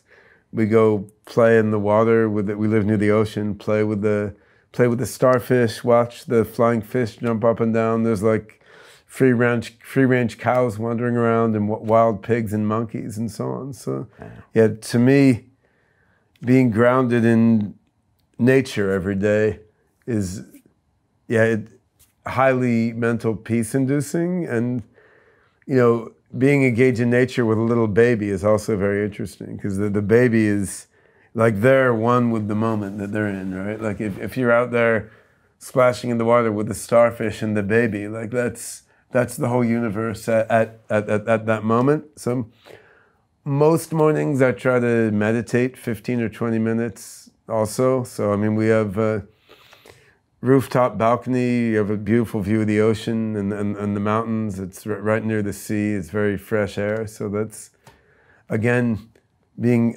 outdoors in nature. And I think this is an important aspect, because to me, it's important to be open to all forms of life and intelligence, right? So you've got humanity, and you've got superhuman minds that we're trying to build in robots. You also have plants and starfish and cows and monkeys. And I mean, the attitude of wanting to foster connectivity of all sentient beings is quite important. If we can get that attitude into our super AIs, we're going to be a lot better off. Yeah, I totally agree. What if I was to ask a bunch of your friends, what is Ben's superpower? Like, how are you able to do everything that you do? What is that thing about you? Well, that would really be better to ask my friends than to. What do you think ask, they would say? I mean, I'm sure there are better programmers out there than you. Yeah, probably just 2 or 3. But I'd say what my wife is often perplexed by is that no matter what's going on, even if I'm really overtired or waiting in line at the airport, or there's a lot of noise around, or annoying things are happening, I have the ability to focus completely on whatever I want to focus on. And I'm driven by abstractions, right? Like I never lose track of complete focus on whatever high-level abstract ideas I want to be focusing on. And I'm perplexed by the way people cannot focus in on whatever they want to focus on. And I'm perplexed by people who don't model things in the most abstract possible way that makes sense, but only focus on the complex details. So I'd say if there's some peculiar thing that characterizes me, it's I'm driven by total focus on certain abstractions and then how they ground themselves out in the particular things I'm doing. Whereas most people I see have a short attention span and a hard time focusing on things, and also are driven by very particular short-term situations, which I think has always felt strange to me for some reason. But I saw that, like, my kids are all great, but they all had trouble with attentional focus on what they wanted. And they're always asking me for advice, like, hey, how do you just narrow focus on whatever you want at each point in time? And I don't know. I think one thing about me that no one believes is I'm fundamentally a very introverted person. And it's by great force of mental effort that I'm going around and interfacing with people as much of my time as I am now, because I realize at a certain point, if I want to achieve my goals of creating general intelligence and, you know, spreading benevolent AI around the world, then the most rational thing to do is not sit at home and do math and programming, but rather it's, you know, building businesses and doing interviews and recruiting new people into projects. So I've forced myself to be extrovert in practice, but my closest friends would tell you I'm actually quite introverted in my core. That makes sense. That's probably why you're able to get so much done as well. Yeah, perhaps. Introverts are better at focus, I think. Yeah. I think so. What was the best day of your life and the worst day of your life? Best day of my life? Probably watching my first son be born, I guess. Yeah. I mean, all my kids, watching them be born was very moving. And with my second and third babies, I delivered the baby myself, which was amazing. But the first kid, just because it's the first, has a certain special amazement to it. That, like, you've created this human, right? Worst day of my life? When my oldest son was 4 years old, we had a car accident and his skull was fractured. I didn't know if he was going to live or die. Wow. So these are very, I guess, human experiences rather than AI experiences. I guess creating the singularity may be even better than all these things, right? Yeah, but with the singularity, maybe you'll never experience those things again. Yeah, well, but there will be all sorts of new things to experience. I mean, I'm not interested in rolling backwards, right? Like, I would say having my first kid was probably more amazing than having other kids will be. But you know, I'm married now for the third time, and I would say the amount of joy from that relationship is more than I experienced in any previous relationship, right? So that's something new, right? Which is like, wow, a marriage can be happy and loving rather than like tortured and complicated. So that's a new experience. So there's, you know, when you have a robot that can really understand everything you're saying and become your best friend, like being truly best friends with like an IU relationship and a mutual compassion, love, and understanding with an AI system that I myself have helped create and teach. I mean, that's going to be an amazing personal experience, right? And that's part of the path to the singularity, but yet that's a very intimate human experience, right? Can you imagine like really having a best friend who's an AI? That would be amazingly cool. Like the movie Her, where that was his girlfriend, kind of. Yeah, but that was a bit twisted, right? Yeah. Right? So that, I mean, because that's like a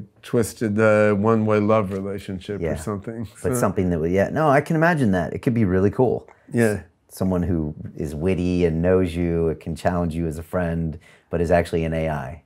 It can be a very, very amazing experience, right? Yeah. So. Yeah. All right. Well said. What scares you? What scares me?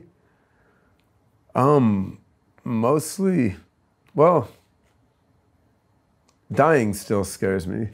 Not as much as it did 20 years ago. I mean, I think, again, being human, having kids and grandchildren gives you more of a feeling like whatever, you're just part of this overall process of humanity and life. But on the other hand, I would much rather not be dead. I enjoy living, right? I can't be that paranoid about it because I do rock climbing and bungee jumping and a lot of high-risk things, but dying is bad, and I think no one should have to involuntarily die.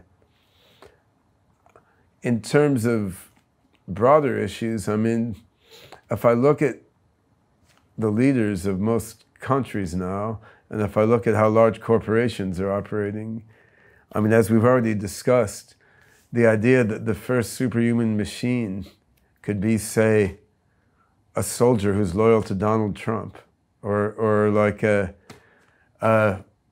Wall Street trader loyal to Goldman Sachs, right? I think if the first AGI with human level intelligence has this sort of mentality, this is not going to be a good thing. I'm happy with US government and Goldman Sachs continuing to exist and do their thing. They're both beneficial in some ways. But if the first AGI is like an outgrowth of some organization with a narrow goal, like preserve this country or maximize shareholder value of this company, in the end, in the big picture, it may not matter because the superintelligence will go beyond humanity and go its own way anyway. But that could lead to a situation where, like, me and all my kids and you and your kids, we're all sort of turned into extra processing material for the super AI, which I don't want to be the case. Like, if we're merged into super AI, it should be by a joyous experience of our minds blending in with the superhuman intelligence. It shouldn't be by having our molecules disassembled and turned into computronium to fuel the AI's hard drive. Right. No, that's well said.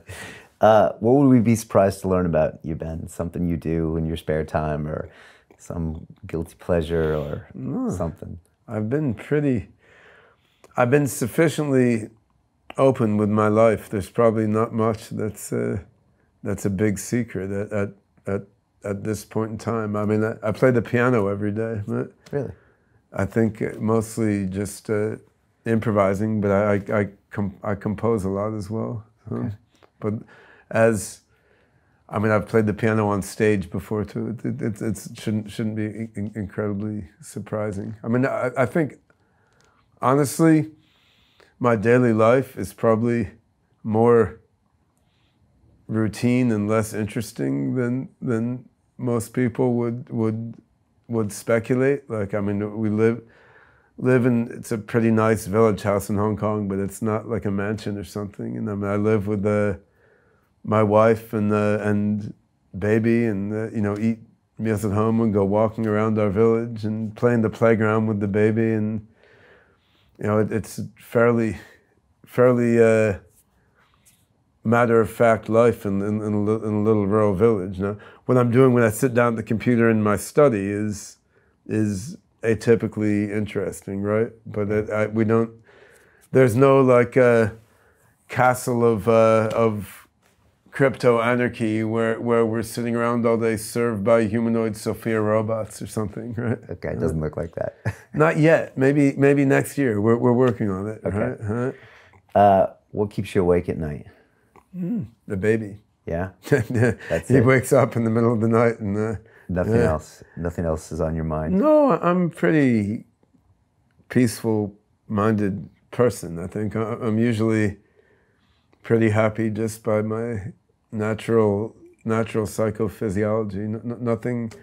Nothing keeps me awake at night in the sense of worries. I really feel very, very fortunate. I have a great loving family, and I'm working on stuff I enjoy every day.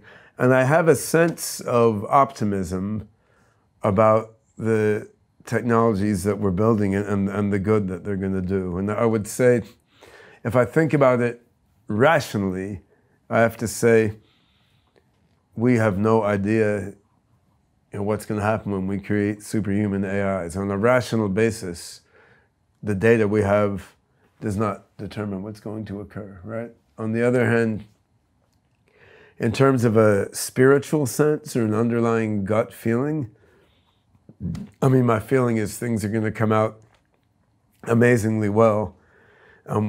we're going to look back on 2019 as an era of like unimaginable ignorance, isolation, and suffering.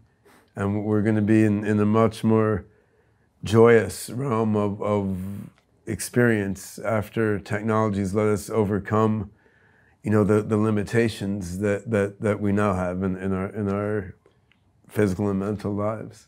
Wouldn't that be incredible? Ben, I always ask people a few questions at the end. I'm going to ask you, if you could pick up a phone and call up the 20-year-old Ben Goertzel and give that young man some advice. I guess you're at Temple. Is that buy Microsoft stock? I don't know. Yeah. Besides stock picks, what would you tell him based on what you know now? That's a subtle question, because the question is, do I tell him to break up with his girlfriend who became my first wife? I had 3 kids with her, but it was a horrible marriage. So, but I don't want to de-exist my first 3 kids either. So there you go. I mean, certainly, you could tell him to invent blockchain would be interesting, right? That's something where there's a lot of money, and it's a very, very simple technical idea, which would be easy to communicate. It's not a stock pick. It would make you rich, and it would also launch a technology revolution much sooner than has happened, right?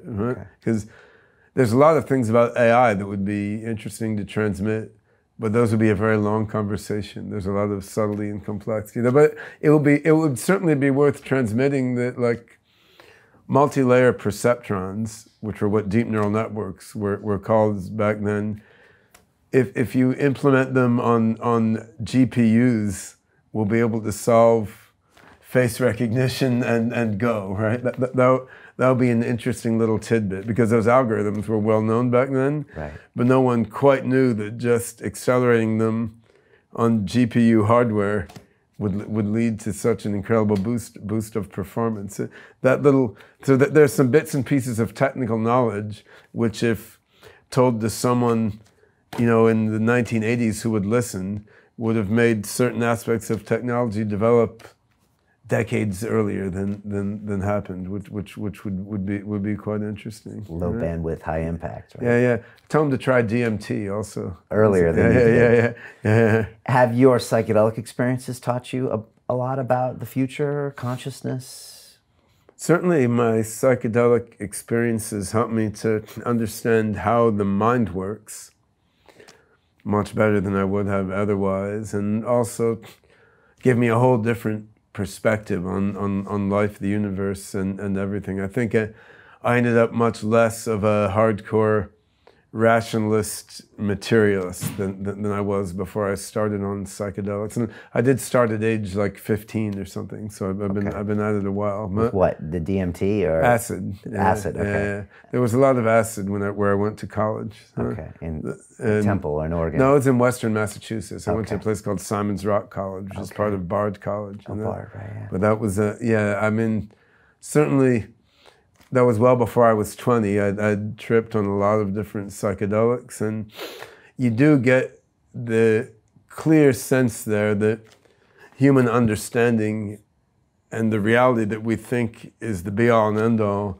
is a very limited portion of the total mega universe, or whatever you want to call it. And I'd sort of had that inkling earlier, because I was meditating a lot as a kid from having read a bunch of my mother's books on Chinese culture and Buddhism, and then I read Uspansky's Russian mysticism and so on. So through meditation, I'd already started to get into states of consciousness that made me doubt, like, the absolute reality of myself or the 4D space-time continuum. But psychedelics definitely drove the point home, right? And probably had something to do with your vision of today, to a certain extent. Well, certainly. It's very hard to go back and say, what would you think if you hadn't had this or that experience, right? Because if I hadn't done psychedelics, I might have gotten deeper into meditation, because I'd already had the idea from early study of Buddhism to, like, quest beyond our conventional understanding of what's real and what isn't. But yeah, I think psychedelics gave me a lot of insight into the nature of the mind, and how different aspects of learning and reasoning work, and how the mind builds up a reality to perceive, which has been important part of my whole AI quest in terms of architecting AI systems. I mean, a lot of it just comes out from nitty-gritty computer science and math, but high-level inspiration often comes from introspection into how does your own mind work, and psychedelics and meditation can be very, very helpful for that. I mean, I also think just in terms of coping with the craziness of being an entrepreneur in the cryptocurrency and AI markets and all the roller coaster ups and downs of life in the modern tech world, certainly getting both meditation and psychedelics and these and being in nature so much, these things give a certain grounding that lets one cope with all this madness that otherwise might just be too mind-blowing and drive you apeshit. Right? Yeah, well said. Best advice you've ever received? Could have come from a coder or your parents or somebody out there. My father is a sociology professor, and one time after another, when I'm interested in some question, or he's interested in some question, his first reaction is, well, let's dig up the data and look at it. The following success secrets are only available inside the London Real Tribe, where you get exclusive access and insights from our high-performance guests on wealth creation, productivity, leadership, morning routines, health, and well-being. To join our tribe community, go to londonreal.tv/tribe. Now, let's continue with the show. Last question to that 20-year-old that's watching us, listening to us right now. Advice to them. Based on all of this, the fact that the singularity is coming, what do you tell them? There's no one path for everyone, obviously, and to give any one person useful advice, I have to know that person very well. So I think the most important thing to do is educate yourself on every level. Like learn as much as you can about science, math, and every advanced technology out there, and social science as well. Just learn more and more, ingest more information, and then at the same time, meditation is your friend. I mean, psychedelics used appropriately can be your friend. I mean, getting a deeper inner understanding and wisdom, as well as gathering as much knowledge as possible about technology and society is important. And having done these things for a few years, the right way to contribute to the singularity for you personally will become clear to you. And I certainly can't tell you it. It's good advice, Ben. Ben, thanks so much for coming here and explaining sometimes stuff that's difficult to explain. But I think we did a pretty good job. We've covered a lot of ground, and it's been a fun conversation. We're both still awake, so it's, that's good. But this is, like you said, it's a bit like we're the frog in the pot, because it's happening all around us. That's right. We're carrying these devices around. We're talking. AI changes our life all the time, and yet we kind of also fear this boogeyman moment or this sci-fi dystopia. But the truth is, it's coming, and it's like, how can we make it better? And I appreciate you challenging a lot of my views as to what that next level of evolution. And if we look back at 2019, like it was the Middle Ages, or like the days of Genghis Khan, when we were living like total barbarians, and we had no concept of human rights, but maybe that's the way this year looks 200 years from now. I'm pretty sure eating meat will look that way. Yeah. As one example, or say, look at marriage as an institution where people will spend their lives in misery because, like, they took a vow 40 years before. I mean, there are many, many things in common life, or going to work every day to carry out repetitive tasks that you don't enjoy because that's the only way to get food and shelter. I mean, these are going to seem insanely barbaric a few decades from now, let alone hundreds of years from now. It's exciting stuff. Well, Ben, all the best in your work. I hope you make sure we have a smooth transition into the singularity, and you wrested away from these advertisers. Well, and it's not gamblers. me. It's going to be participatory by vast numbers of people, including many people who are listening to us right now. And I mean, this is a key thing to understand about the singularity. Like, from a high level view, you could say, oh, it's happening, right?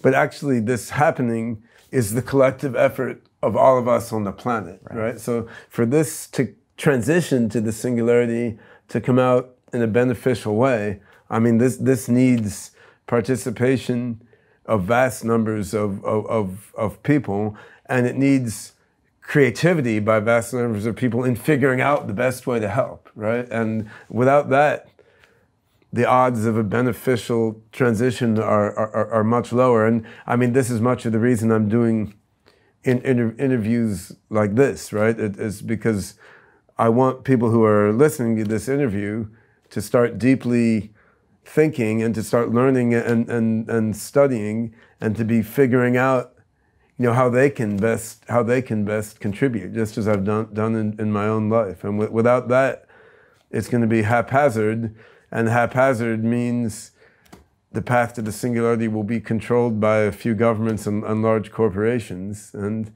it'll all come out in the wash in the end from like the cosmic evolution point of view, but from the little narrow point of view that wants human beings not to be squashed during the transition, like what each of us does in the interim is very important. Yeah, powerful, man. Something for everyone to think about. All right, Ben, keep doing the good work. All right, Thanks so much for the time, man. I appreciate it. Sure.